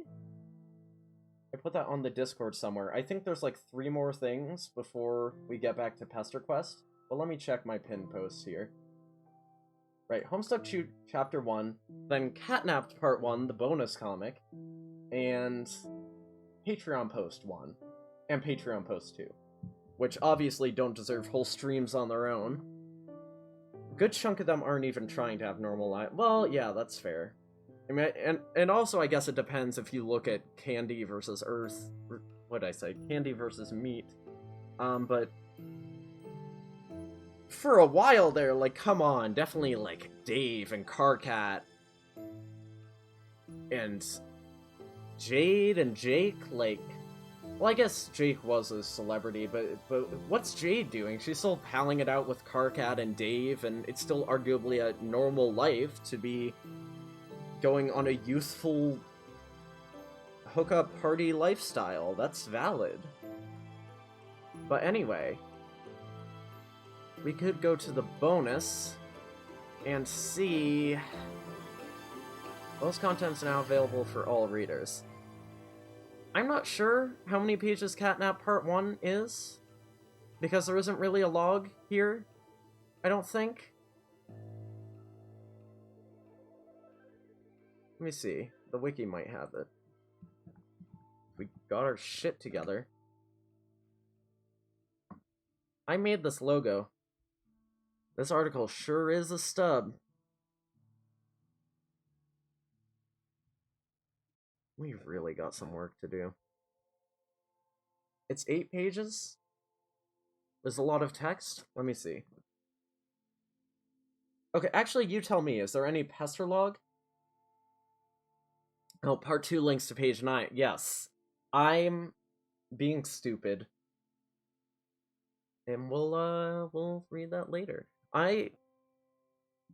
I got into the Homestuck Patreon before they locked it down for good, so I got kind of lucky, and now I can see and share all these Patreon posts on stream.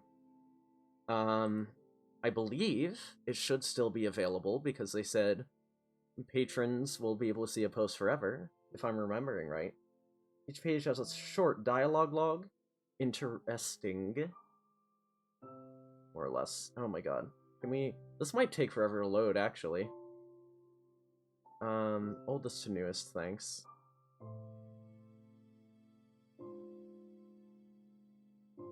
I don't know, because, like, I've been streaming for an hour and a half, but I usually go longer than that, so we could shove some more things in here. It sounds like the bonus update's gonna be fast. Oh my god. That is a lot of text. I'm gonna have to save the 2 Patreon posts for their own stream, I think. Wait, what?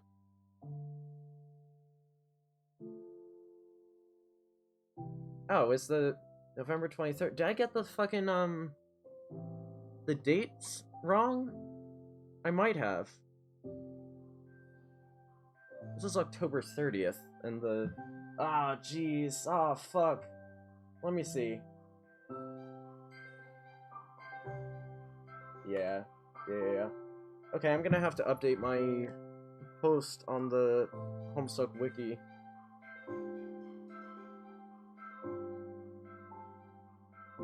Let's just read these 2 posts since they were technically before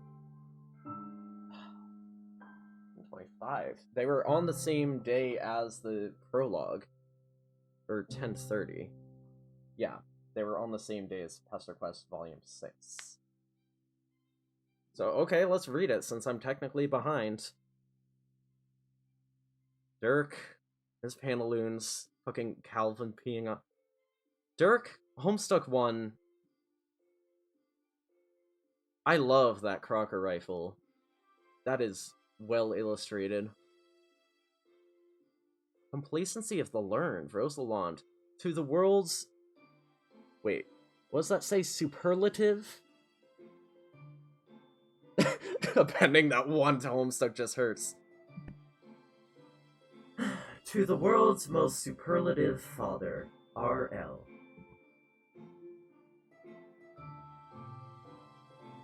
There he is. I'm so glad.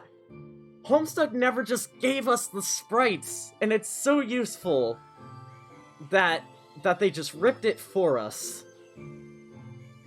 This is a good sketch.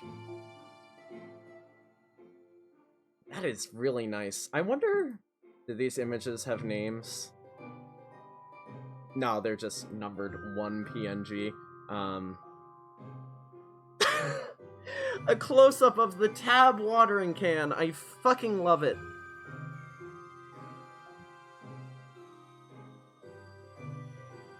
It's just so good. And there's the whole room. And a brick over here for some reason. I don't know why. We already saw this room in a prologue chapter, but I guess not all as one image. So we can take this in for a second. Oh, and that's all the images. So I guess I have to go through the post now because I fucked up the timing. Hello fans, the support for our comics so far has blown everyone on the team away. We wanted to show off a big bundle of sketches and assets and went all out on the commentary to thank our benefactor tier patrons. Patreon bonus updates start in November, and we can't wait to share our side stories with you. Well, I guess I can't zoom in on those images. This is nice, seeing the, storyboarding, as it were. Pages 1 to 2. Oh boy. Oh god. This initial zoom inward was the first visual concept we established for the opening of the comic. Homestuck 1 is full of... God, now they're calling it Homestuck 1. It's full of very impactful zooms, both in and out. Notable examples include the moment in Act 5 which reveals our universe was created by the troll. Right, so, okay, this being all said and considered, this post is gonna cap off the stream, I believe. And just reading this briefly. That's These two I can read when I read Catnapped, I'm gonna say. Even though I'm kind of fucking around with the, I'm gonna have to figure this out at a later date. For now, I'm just gonna read this first post. And commit to that, and not worry about the bonus. And yeah.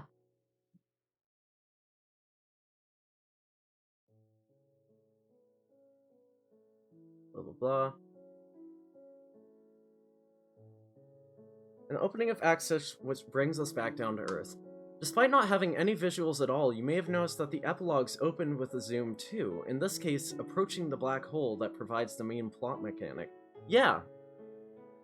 This is a well-worn technique in all kinds of sequential art. It helps establish scale and lets the reader locate the action within physical space in an intuitive way. I don't know if I want to read all this on stream, actually. Is this interesting? Is this fun for you?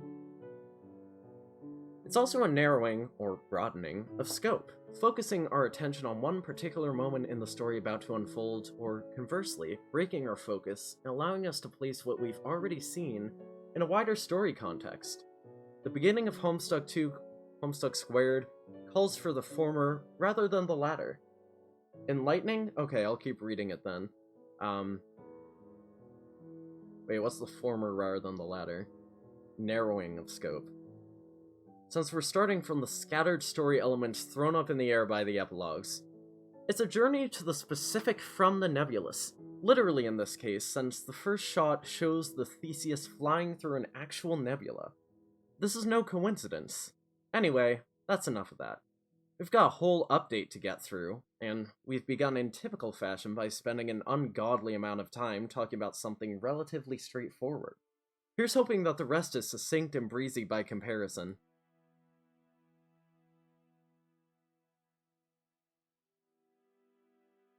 God. Just God. Okay, let me check something real quick. I will read the rest of that post. I want to check the dates I put on these things. 11/27 is catnapped. So I guess I can read any post before that.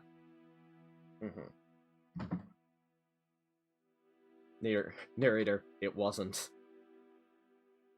It wasn't succinct. Okay, page 3. Here we see Dirk's new outfit for the first time. It's described in the epilogues as being similar to... I mean, that's just... Okay. Being similar to his original God Tier pajamas, but somehow more anime. I think we can all agree this new fit meets that description and then some. God damn, this man is embarrassing to look at. This isn't his regular day-to-day clothing, since he changed into it just to strike this dramatic Wait, really? That is enlightening. But still pretty funny to imagine Dirk going about his business on the Theseus in this getup, the pathetic slap of his sandals echoing down the hallways. He literally did this just for being on screen. Here the new narrative conceit is revealed for what it really is. An old narrative conceit, shamelessly ripped off from the epilogues, not to mention the entire history of prosaic literature. Prose, okay. I think it's safe to say that one descriptor for Dirk presents itself right away, and that's insufferable. This prose is hard to read by design, both because it's all in Dirk's usual shade of orange, and also thanks to his frankly appalling use of language. What kind of pretentious dweeb habitually uses words like lumbago, rambunctious, and phalanx? Or worse, all three in the same sentence. Dirk, that's who. Also, I think these images are offset a little bit. Like, that should be on this image, but whatever. Here we see a first getup. Oof, this is gonna be a lot to get through, but we're gonna do it. We get the impression that he's been preparing a long time for this moment. He even seems to have the script pre-written. Oh, that's a good way to look at it. It's easy to assume that this is the only significance of the card he's holding, but the extent to which that's true is not yet clear. What else is on this page? Oh yeah, Rose is here too. Man, she is really going for it with the android shtick, isn't she? We can infer from Dirk's irritation that this has been a fairly regular feature of their conversations over the past 3 years. The story of Dirk's life is that of the Silicon Valley tech bro who is constantly driven to innovate. Wait, is Dirk 26? Is Dirk my age? Fear.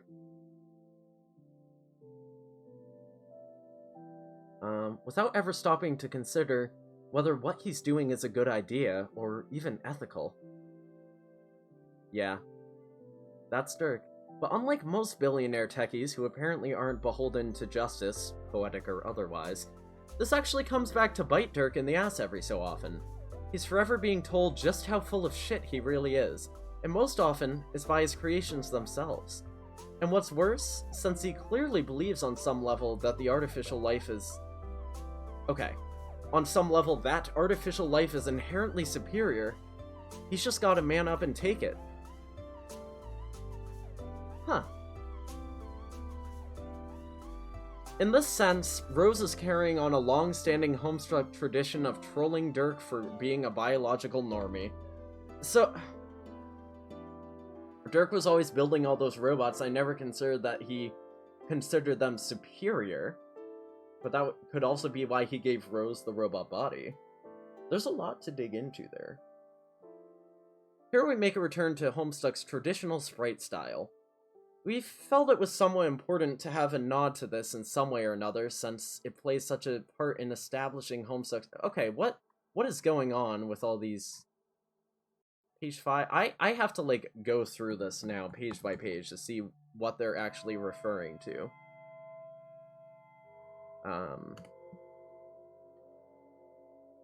Pages 1 to 2. Right? Oh my god, the arrow keys aren't... Page 3 is the outfit. Page 4 is the pros and Rosebot. Spooky. Page 5.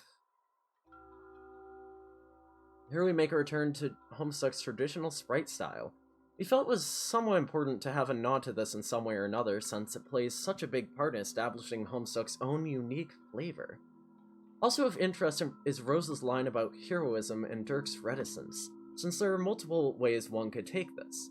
Is she dunking on him, implying that nothing he's doing at the moment is significant enough to qualify for permadeath under God-tier rules? Maybe. If you're familiar with these rules, then you'll know that there's always the other unmentioned possibility, which might be a more genuine concern to Dirk than he can let on to Rose at this stage. What, that he's gonna die a villainous death? Or a just death?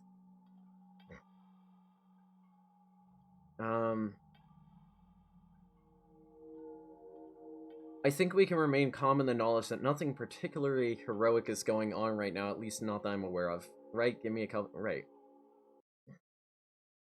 I see. In the sense that, right. It's not significant enough, or a just death.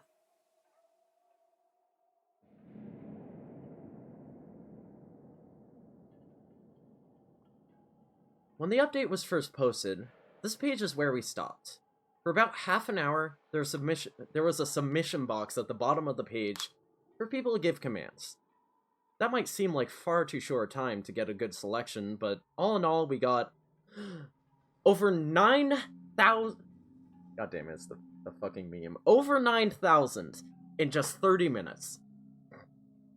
There are only two things about the response which were completely predictable. First, there would be an ungodly number of entries.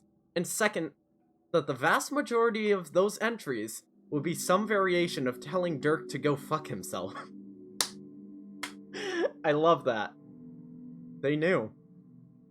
Off the top of my head, I think there are about 25 unique instances of the phrase eat shit and die, just to give some idea of what we were looking at. The internet is a wild, chaotic place sometimes, but it's nice to know that some things are dead certain. God, Hussey really is, my name is Dirk Strider, what will I do? Dirk, commune. Oh god. Page 7. Is this page 7? Yeah. Suggestify. Well, I guess they were off by a page, but whatever. Let's see what you chucklefucks came up with. That is where the... Oh, I like how this is a narrative background color. I'm not sure if it was Hussey who wrote the post. I can check at the top, but the author might be at the bottom. It does not say, and it does not say. I think it was just a member of the team, but sounds like something Hussey would realize.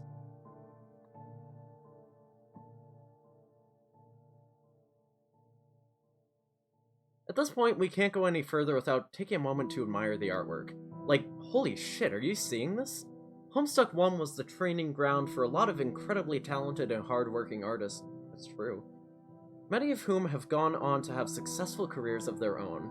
Getting to welcome one such artist, Jamag, back in style like this was satisfying beyond description. And I do fucking love Jamag-chan's art. It's so fucking good. It's just so good. Pages 8 to 11. Right, let's go through this real quick. Which I should zoom out for.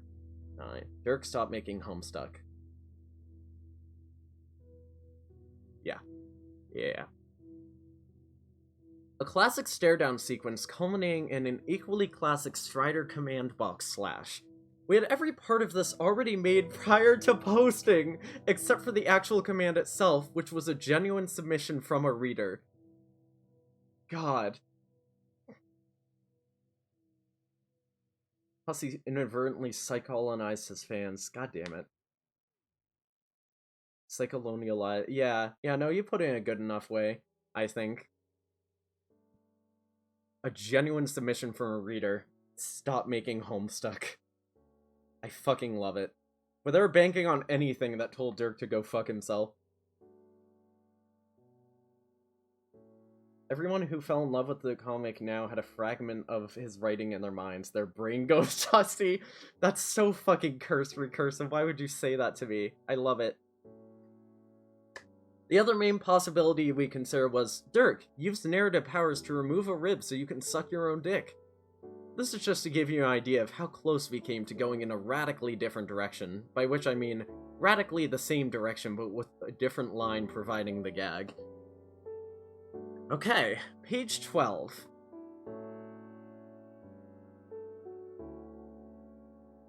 Good fucking lord. So much is going on with this page that I'm not really sure what to talk about. I suppose the most obvious thing is the absolute mess that is Dirk's study. It's a stupid room on an equally stupid ship. Speaking of the ship, astute readers will know that's named after the ship of Theseus. You know what? I could be doing this in a different way. I could be doing this in a totally different way. I could, no, you know what? Never mind. Plus he has his own ideas constantly mirrored back at him by his fans every day, probably drowning at it. Yeah. Having a fanbase that just mirrors back to him his own stupid shit all the time. It's a good source of, commands. It's a good source of storytelling. Speaking of the ship, astute readers will know that's named after the ship of Theseus. Yes, a famous philosophical problem which on its face asks the question, how much of an object can be replaced before it stops being that object and becomes something else? This is obviously an idea with a lot of relevance to our endeavor here in writing Homestuck Squared, but also one that Dirk, I'm just gonna say two, but also one that Dirk is clearly invested in himself. In his 2 speeches thus far, he has brought up the notion of canon multiple times, giving the impression that he's somewhat concerned for canonical integrity, whatever that really means. That's interesting. I like the idea of the ship of Theseus being applied to the idea that how much can we change Homestuck and still have it be Theseus? Or, sorry, still have it be itself. Dirk versus AR. Yeah.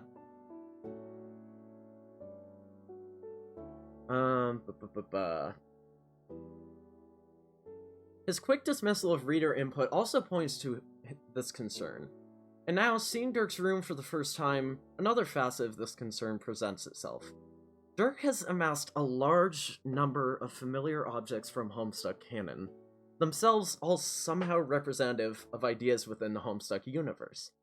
It's almost like he's shoring up a store of canon stuff in order to counterbalance the effect of the comic's gradual canonization, which has been going on since the end of Act 7, and which he seems to see as a somewhat corrosive rather than creative force. I shouldn't say anything more about this yet, since it's still very early days, but it's worth bearing in mind. Oh my god, how many... Okay. I'm gonna... Can I link to this post alone? That's not what I'm trying to do. If I can link to his post alone, that I can be more reassured by the scroll bar. There we go.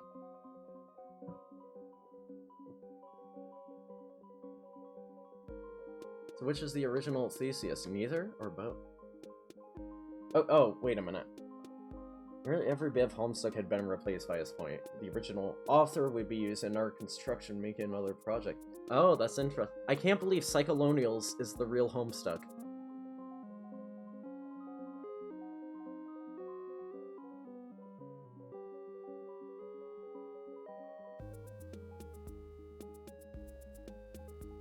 Okay, next page. Page 13. Let's get a good gander at this. Oh, the fucking horse painting. God damn it, Hussy. Here we get some more juicy tidbits about everyone's favorite surprise ship from the epilogues. Dirk Obama. Dirk Obama? The fandom has yet to come up with a good name for it, a fact which I'm trying not to feel sore about. This sounds like it was written by Hussy. If you're one of the sensible individuals who are a little skeptical about the ethics of shipping real people, you can take some amount of comfort knowing that in this case, the supposed relationship is between two fictional characters.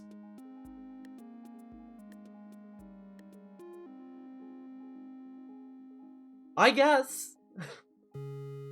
By which I mean that the version of Barack Obama that you have in your head is as much a real person as Dirk himself is. What the fuck? You can't just say these words to me. Which is to say that he isn't. In this sense, Jade was right to believe that Obama was an OC of Dave's? Maybe the point here is that you should always be skeptical of your political heroes?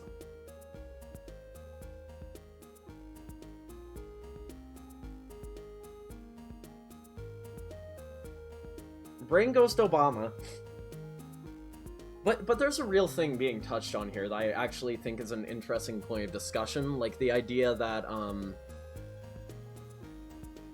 other people can never know who you truly are. Like, taking the aspect of fiction out of it, every person you know, you only know them as an idea of them inside of your head. And you know some people better than others, but there's still that interpretation.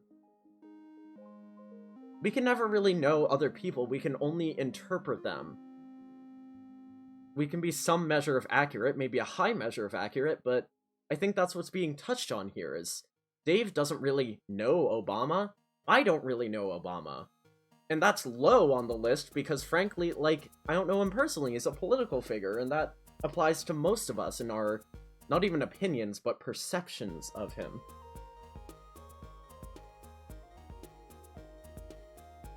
Brain Ghost Riotous, I like that. Well, if the Riotous talking to Z is only a Brain Ghost fragment of the real Riotous, that is very interesting, actually. I never considered that. Because I was so focused on two ideas, like Z's really talking to an alien versus Z has something in their head that they are just convinced is real, and I don't know. That's an interesting middle ground view to take. Right. In this sentence, Jay was right to believe Dirk Obama was an OC of Dave's. Maybe the point here is that you should always... Right. They're spelling skeptical wrong, and that's why I'm pronouncing it wrong, just to fucking be mean. Right, so they're not really talking about the art, they're talking more about a parting gift from an old flame. It was given to one of my splinters in a distant timeline, blah, blah, blah, blah, blah. Dear Dirk, in memory of our precious time together... Dear Dirk, in memory of our precious time together, when you look at it, think of me, and be reminded that while we breathe, we hope. B.O. How dare Homestuck point out to me that those are his initials? Paint, paper, get to work. what was this? Page 14, 15? Face paint. Oh boy. These 2 pages bring up a lot of questions and answer essentially none of them. Why is the headband charred like that? What could have possibly gone so wrong that Dirk calls the worldwide cosplay convention a complete bloodbath? How is Callie just so gosh darned cute? Homestuck is, as ever, full of mysteries. Dirk and Dave's horns are probably the most striking things here, but notice how Rose's persona bears a striking resemblance to the way Kanaya first imagines her back in Homestuck 1. Compare with page 2347, homestuck.com/story/2347. Yeah, I had noticed that as well. Except with the squiddle knit dress. But definitely, that is a good deep lore thing they pulled there. And I bet Kanaya made the horns for her. It just makes sense. To explain why Rias is conveniently there when Z is asleep, and Brain Ghost mom and dad. Oof! Z with a Brain Ghost. Goddamn. But yeah, there's this. But I was also thinking of the page with the, let me see if I can find it.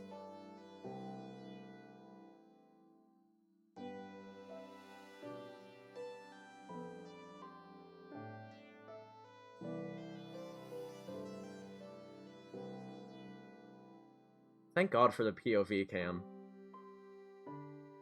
Troll Sonas. You notice Jane isn't here, though. I guess by that point she had already been xenophobic. It was weird because Dirk is, but yes, the unicorn horn and Dave's... Dave's horn.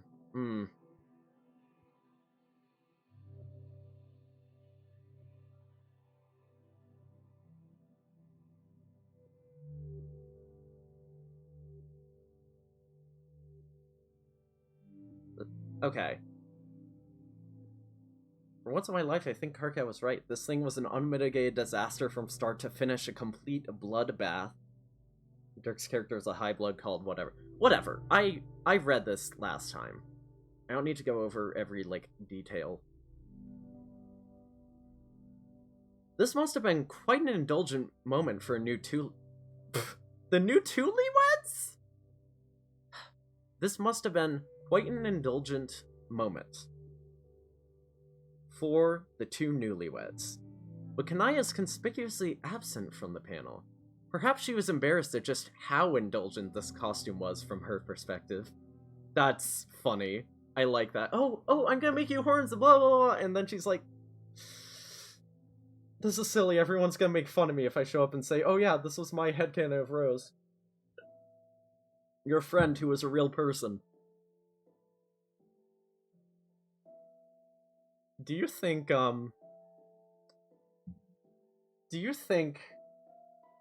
how can I put this diplomatically? Her brain goes to roll. Just keeps getting better. Do you think when Rose and Kanaya are having a night to themselves,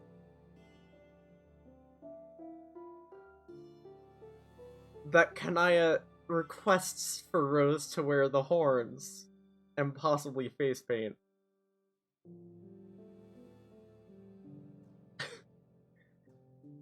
It's just an idea. Thank you for my sleuth diplomacy. You know what I didn't really think about before? It was excusable in a dream bubble, but are they all wearing sclera lenses to make their eyes yellow? That's... I mean, I guess. Why not? But I never thought about that before. And I guess Calliope would be too. Because if I remember, with Calliope's Troll Sona, they weren't, Calliope had some serious face work done. Yeah, true. Do you have the link to the old, fake-out page of Callie's Troll Sona? Because I know that image is still hosted on the Homestuck site, I just forget, the URL is.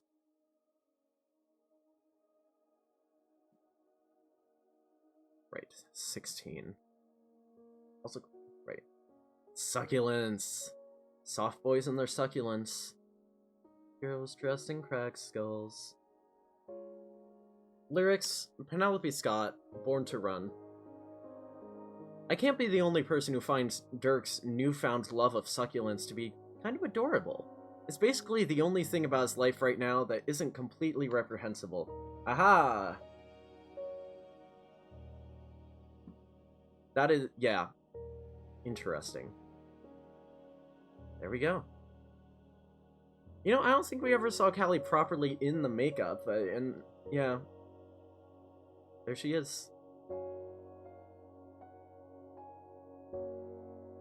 3 Callies for a price of 1. Thank you for a link. It's basically the only thing about his life right now that isn't completely reprehensible, either morally or aesthetically. Of course, he then goes and ruins it by making it all about his internal angst again. Blah blah. Genetic. Downside, I'm not the only. What the hell? Playing slide it down in dirt and take it, metaphorically speaking. God damn it, Dirk. What the fuck? Oh my god. In this panel, we can see one of the green space heaters that are dotted around the room for some reason. Why are they there? Well, this ship originally belonged to Jake. Space is very cold, as you probably know. But as someone with, shall we say, a less than functioning knowledge of the logistics of space travel, Jake probably doesn't quite realize just how cold it is up there. It's entirely possible he believed that using space heaters would solve the problem just by virtue of the name. It's equally possible that his belief in this solution is the only thing keeping the people on the Theseus alive in the first place. Wait a minute. Did Jake suggest the... Wait a minute. Where are space heaters mentioned? Okay. God damn it. Are they just saying that there in the commentary?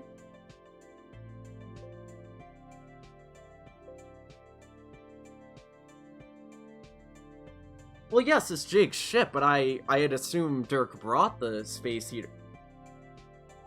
That's so fucking... The fact that these came with the package... Jake's like, oh yeah, I'll put some space heaters on there for you. These ships were not originally designed for interstellar travel, I believe. They're designed for atmospheric travel, but maybe I'm wrong.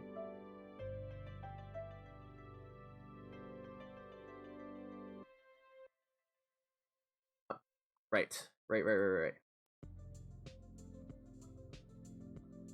I don't know how he could get half of this stuff. Who fucking knows? But yeah, he's trying to have a shield of canonicity around him. They could be from anywhere, yeah. They don't have a time player with them, so you really wonder. Inspect delicious houseplants. 17. Another device that makes this return from Homestuck 1 is the animated speech bubble indicated to whom someone is talking. There's an important expressive quality to the animation which is so intuitive that we don't really have to think about it. The more jittery the bubble is, the more heated the subsequent conversation tends to be. Wow, I never thought about that, yeah. How can you even leave this universe? Yeah, I don't know. I don't know. It just doesn't make sense. All the ghosts for coming down can't... I can't think about this. I can't do it.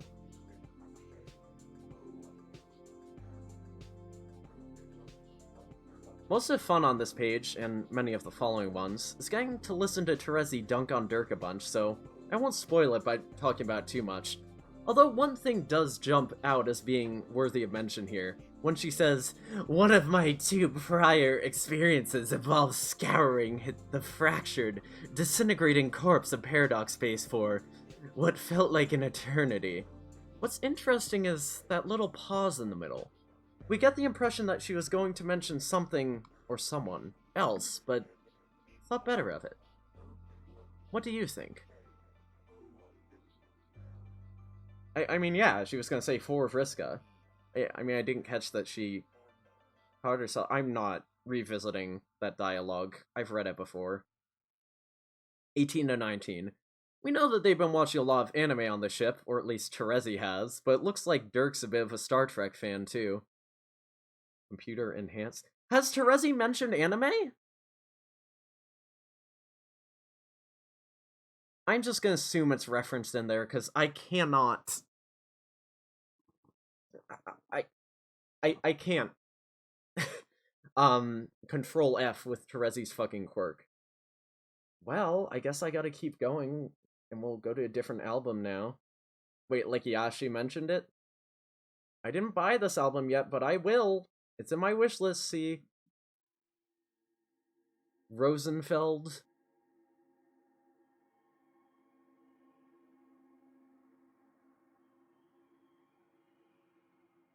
I like how his mouth makes it look like Vision is underlined. You know what? I think I will look. Just my fucking keyboard, I'm gonna... Thank you for typing that for me. Hello?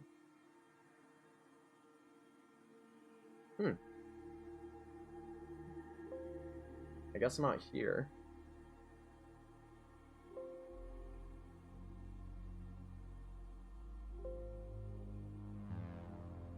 I'll just take your word for it. Oh, dear God.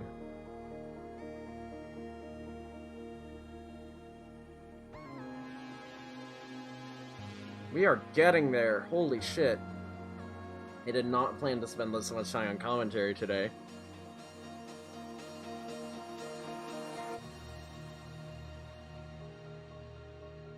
Hatsu. There's a bit of an East meets West thing going on in this study. One wonders if this was stuff Dirk put there himself, or whether ship came like this already. It's possible that Jake envisioned touring the universe with Dirk at some point and provide what he thought would be an appropriate living space for his best bro. Wow, I didn't even consider that. Incidentally, there are quite a few stupid visual gags in this room that we didn't have enough time to get to. One of them is the door leading out, which is designed to look a bit like a sliding screen door. These move horizontally in real life, but this door in fact opens vertically. Dirk. The point is, whoever designed the ship didn't really think the implications through very hard. Well, now I have to look at the wide view of the room again.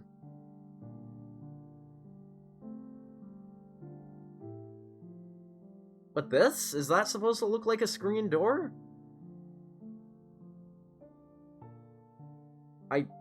I guess? I'm not seeing it, but whatever. It just fucking looks like a door.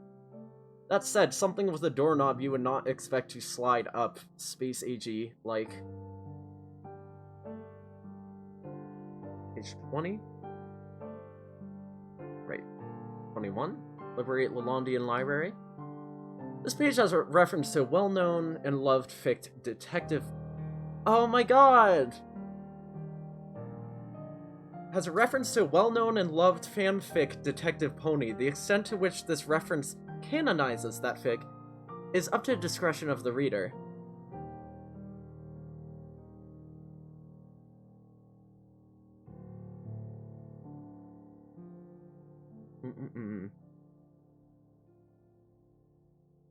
Remember Long Cat Jane? That's so fucking great. They have referenced not just the thing from original Homestuck itself, but the fan comic, fan venture, fanfic, which I need to read myself.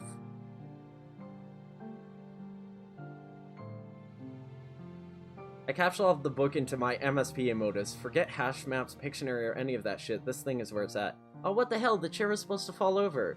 I'm not sure I understand. Why would it? The four legs are all touching the floor. Try not to think about it too hard. I make no apology for this gag. Alright, thanks. God, it's been 2 hours. Scream like a wiggler and tie to your desk. Dirk breaks the traditional X like a Y and Z joke format by refusing to comply with the command. This isn't the first time he's done something like this. Earlier on, he correctly attributed a quote to Maya Angelou, whereas President dictates he should have misattributed it to someone else. In some sense, by doing these things, Dirk is deliberately distancing himself from the traditions of the Homestuck that came before. That's interesting. There's a certain ritualistic quality that such running gags took on in Homestuck 1, that they quickly became less about the humor of the original joke and more about reinforcing the internally consistent semantic structure of the work itself.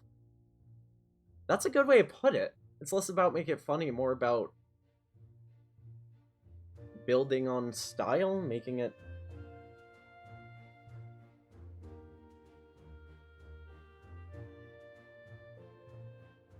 Yeah, it doesn't really break the form. I mean, Jade also broke the format.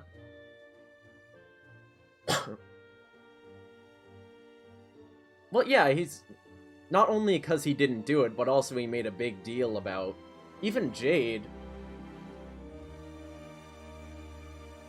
He just says, well, if you insist, and, oh, Dirk, you're not making... Okay, why?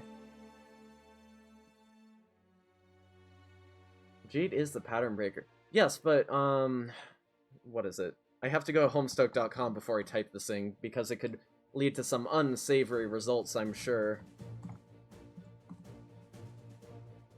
Jade did knock them down. Huh,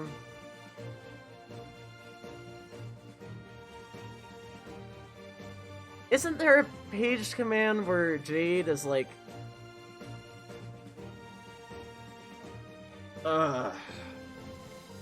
What was Jade's XYZ command? Thank you. This is so stupid, it should've... Right, so even with Jade, squeal like a piglin fertilize some plants is an awfully silly idea, it's basically a waste of everyone's time. There's this whole panel where she's like, nah. But then she does do it.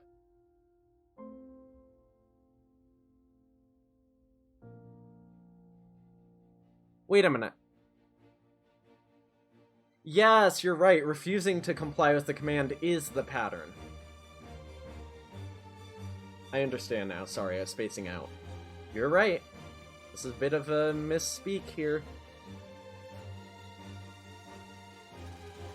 In other words, they form part of the language through which Homestuck continues to convince you... Yo, is this music too loud? Hey, Page of Rage! That's exactly what I said!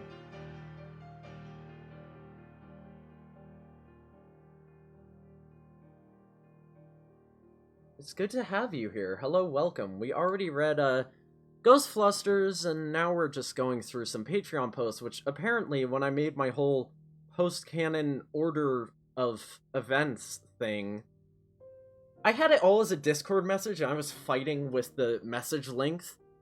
I should just make it a Google Doc link. I think I'll do that later today. I'm so glad the music complied. Where were we? They form part of the language through its Homestuck and continues to convince you underneath it all, this is still Homestuck that you're reading. Breaking away from these memes as rituals and potentially establishing new ones in their place will have some interesting implications for a work which claims to be an official continuation of the Homestuck story. Okay, 24-26. We're almost there, I promise. I resent the idea that I don't know how to have fun. Mwah. We're gonna put that in the garbage. Right, Dirk is burying all his emotions. You want to talk about it? Absolutely not. Also, I never noticed the little fire, sorry, I'm pointing at my screen, the little fire reflection here. Because it's also a shade of orange. It's subtle.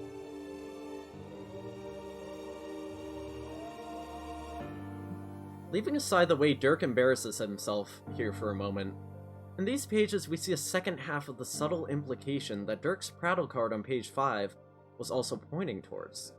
It's not just that he wrote out his prose, he somehow seems to be in possession of a physical copy of the Homestuck 2 story itself, as evidenced by panels he has lying around on his desk. which we'll bring attention to in a moment. The full scope of this isn't clear, though. Does he have everything available to him in advance? The only panels we see him interacting with as of now are past and present ones. Is Dirk himself drawing them, or do they fill in as the real comic panels get posted on the website? You know what that reminds me of, y'all? That reminds me of the maps of the furthest ring that filled in with the cracks once Lord English started destroying them. Destroying them? It? Okay. How does Dirk embarrass himself here? With that, I guess.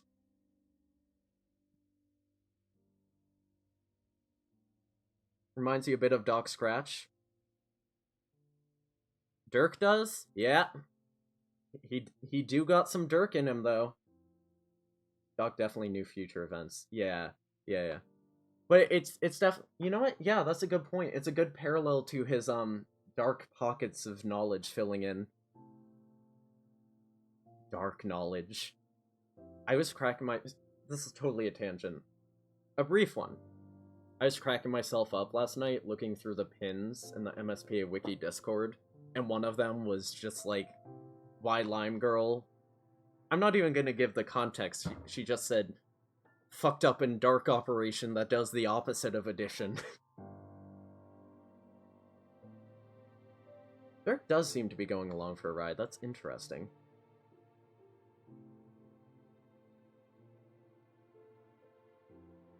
That's a good way to put it. Dirk is going for a road trip in unfamiliar territory.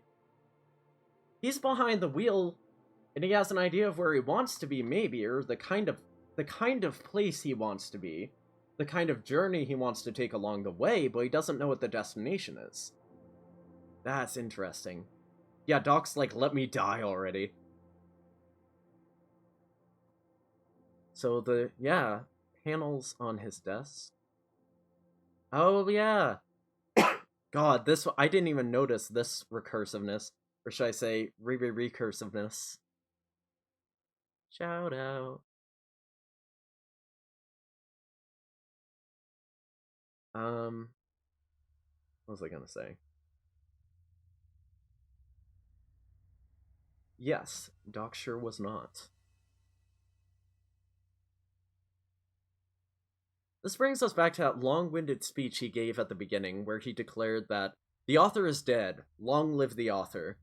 The extent to which Dirk is fully in control as an author, or even just a narrator, is something we're not really in a position to understand quite yet. But it's a question that naturally presents itself as we watch him fucking around like this. Indeed, some people would say that this kind of metatextual bullshit demonstrates an author very much not in control of their story at all. Just knew exactly which way he wrote twisted. And see, I like that, because we do see Terezi, for example, giving Dirk commands. It's kind of undermining his ability to do so. It's explained away by her finding his command terminal, but it makes you wonder. Yeah, and remind me, that's... Something is dead, long live something. Yeah.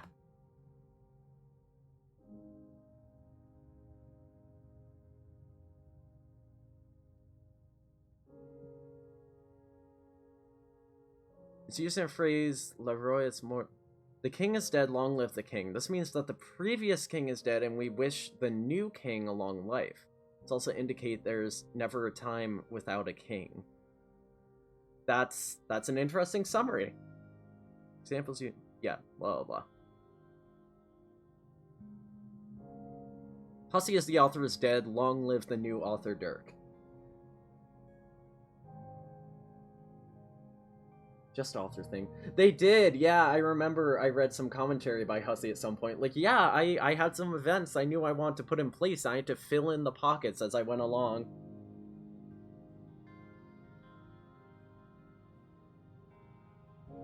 I think that, you know, that's just part of storytelling. You have, like, events you want to hit, and then you're like, how do I fill in the details? And the characters kind of lead you, in a way. But in a story that involves time travel and cross-universe bullshit. I'm sure that was just to a greater extent. Right, where was I? Right, it seems like Dirk is not very much in control at all. Why are these not bolded? Whatever. Good God.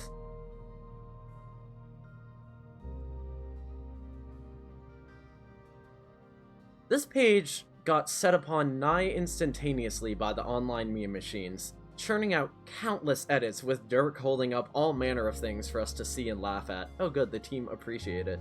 The meme ability of Homestuck's visuals played a significant role in its popularity over the years, so this was an encouraging sign for a first update of Homestuck 2. Besides this comedic potential, this panel is interesting for another reason.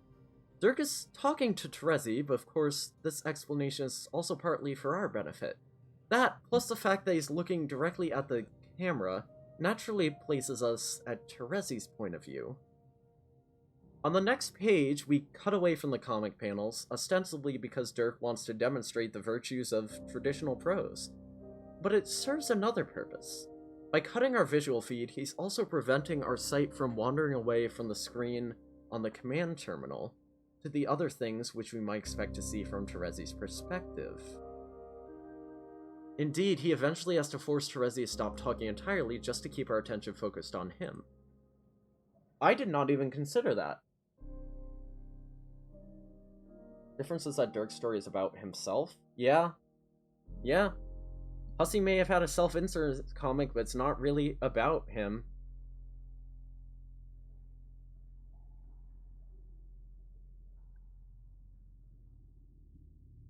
He just doesn't want to show Terezi, yeah. I never even considered that. Homestuck is an educational work of literature for many people and for many different reasons. You might think I'm talking about Dirk's lecture on the merits of text versus images, but you'd be wrong. As it turns out, not everyone was aware that ABBA originated from Sweden? What? Oh yeah, Swedish pop group ABBA. That is exactly, and obviously I read this before, but it was ages ago. It was weeks and weeks and weeks ago. Because post-canon content being staggered like it is. That's absolutely the kind of music Terezi would like. The stream was not supposed to be as long. Hey, we're almost at 2:16, y'all. Ugh, not again. I guess he does this to her often. Anyway. Oh, thank God. Okay. Yeah, that is... a lot of stuff happened off screen. Lots more visual nonsense here. Something which I didn't see anyone point out is the arrangement of tatami mats on the floor.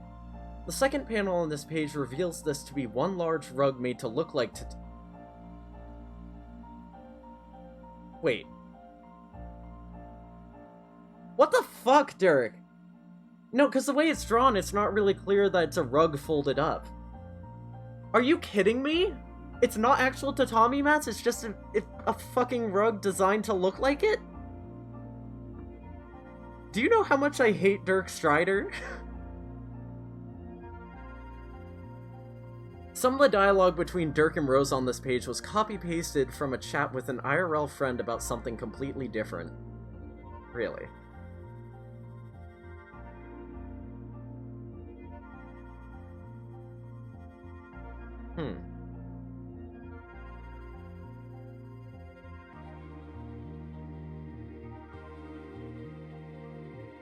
The philosophical bullshit?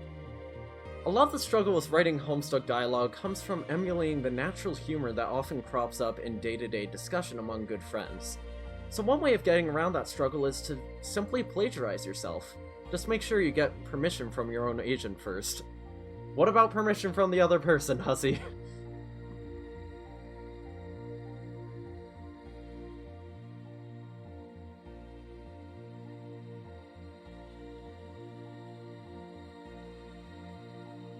I wonder if this is just a conversation about publishing Homestuck 2. This is exciting, we're imploring people to suck on this. Something about today feels exciting, pretentious, positive and negative connotations, etc. That could be from the real thing, I don't know. 33-1. Almost there. I'm not reading that. Dear Lord, Dirk. Dirk's soliloquy here is one of the only things that survived from the original pitch of this first update. It was reworked to be a bit funnier in this context, though. Everyone knows that Homestuck contrasts the tragic with the stupid like few other works of fiction. Yeah? And I like to think that this is a fine example of that. To paraphrase one internet commentator, naughty narrators are put in the boy wiggler to atone for their crimes. Yeah. What's his little soliloquy?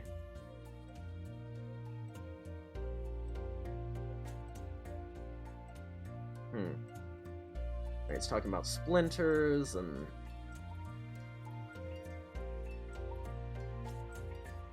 something about staying above the water in the ocean and etc. I know I appreciated that when I read it the first time, but I do not have the wherewithal to reread that all right now.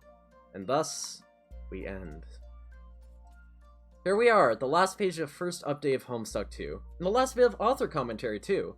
If you're reading this, then chances are you're one of our patrons, and if not, then perhaps reading this will encourage you to become one such patron at patreon.com/Homestuck. Or not? I have no idea how good an advertisement this commentary really is. In either case, thank you so much for your ongoing support. See you next time. Things that aged badly. Yeah, I gotta make that Google Doc at some point. Catnapped was 11:27. I'm on a roll, maybe I can read some of those shorter posts anyway. Hussy among Homestuck readers. God. It's an ocean of himself. Okay, let's see. That's the 29th. That's the 28th. 27th we're not looking at. Okay. Chapter 1 Ghostflusters, 24 pages. Commentary, sketches, and bonus later this week. Thank you for your support.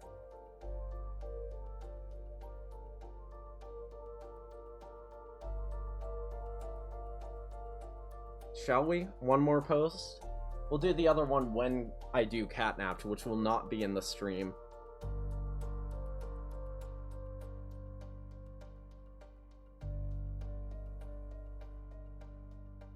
I don't know if I have to read this, actually. It's a bunch of financial stuff. I'm gonna read it on my own time. We're gonna put it on screen here, so that anyone watching the VOD can feel free to read it themselves if you don't have access to Patreon. I'm just gonna scroll down slowly. Ooh, Hive Swap Back 2. Catnap has some interesting ramifications on Ghostfluster. Yes, that's part of the... I mean, I don't know that for a fact yet. I'm not saying... Okay, I believe you. I just said yes so readily as if I've read it when I haven't. But this is why I'm doing this whole exact release order of the post-canon stuff. So there is the whole post. Aside from our comments, I'm gonna go text-to-speech this after the stream for myself. Y'all can watch it back later on the VOD, read at your leisure, have fun, but for now, that is enough streaming for today. Now we have, let's see, The Witcher or Grand Theft Auto 5. My friend, it's RG Stoner, does the stream of Grand Theft Auto where he's in servers and he does roleplay, and I think it's very cool. Your ramifications weren't considered at all. Oof. Well, we can discuss that when we get to it next. I'm gonna figure out a schedule. I don't know if I'm gonna do these post-can things only on Sundays, or if I'm gonna try to do it multiple times a week, but I know I have a Homestuck Flash stream coming up in the next few days. Maybe 2 of them. But for now, I guess I'm doing Age of Empires tomorrow, Monday at 3 o'clock, and I'm gonna try to keep my schedule more consistent for now. That being said, I'll see you later. We're gonna raid out, and thanks for joining.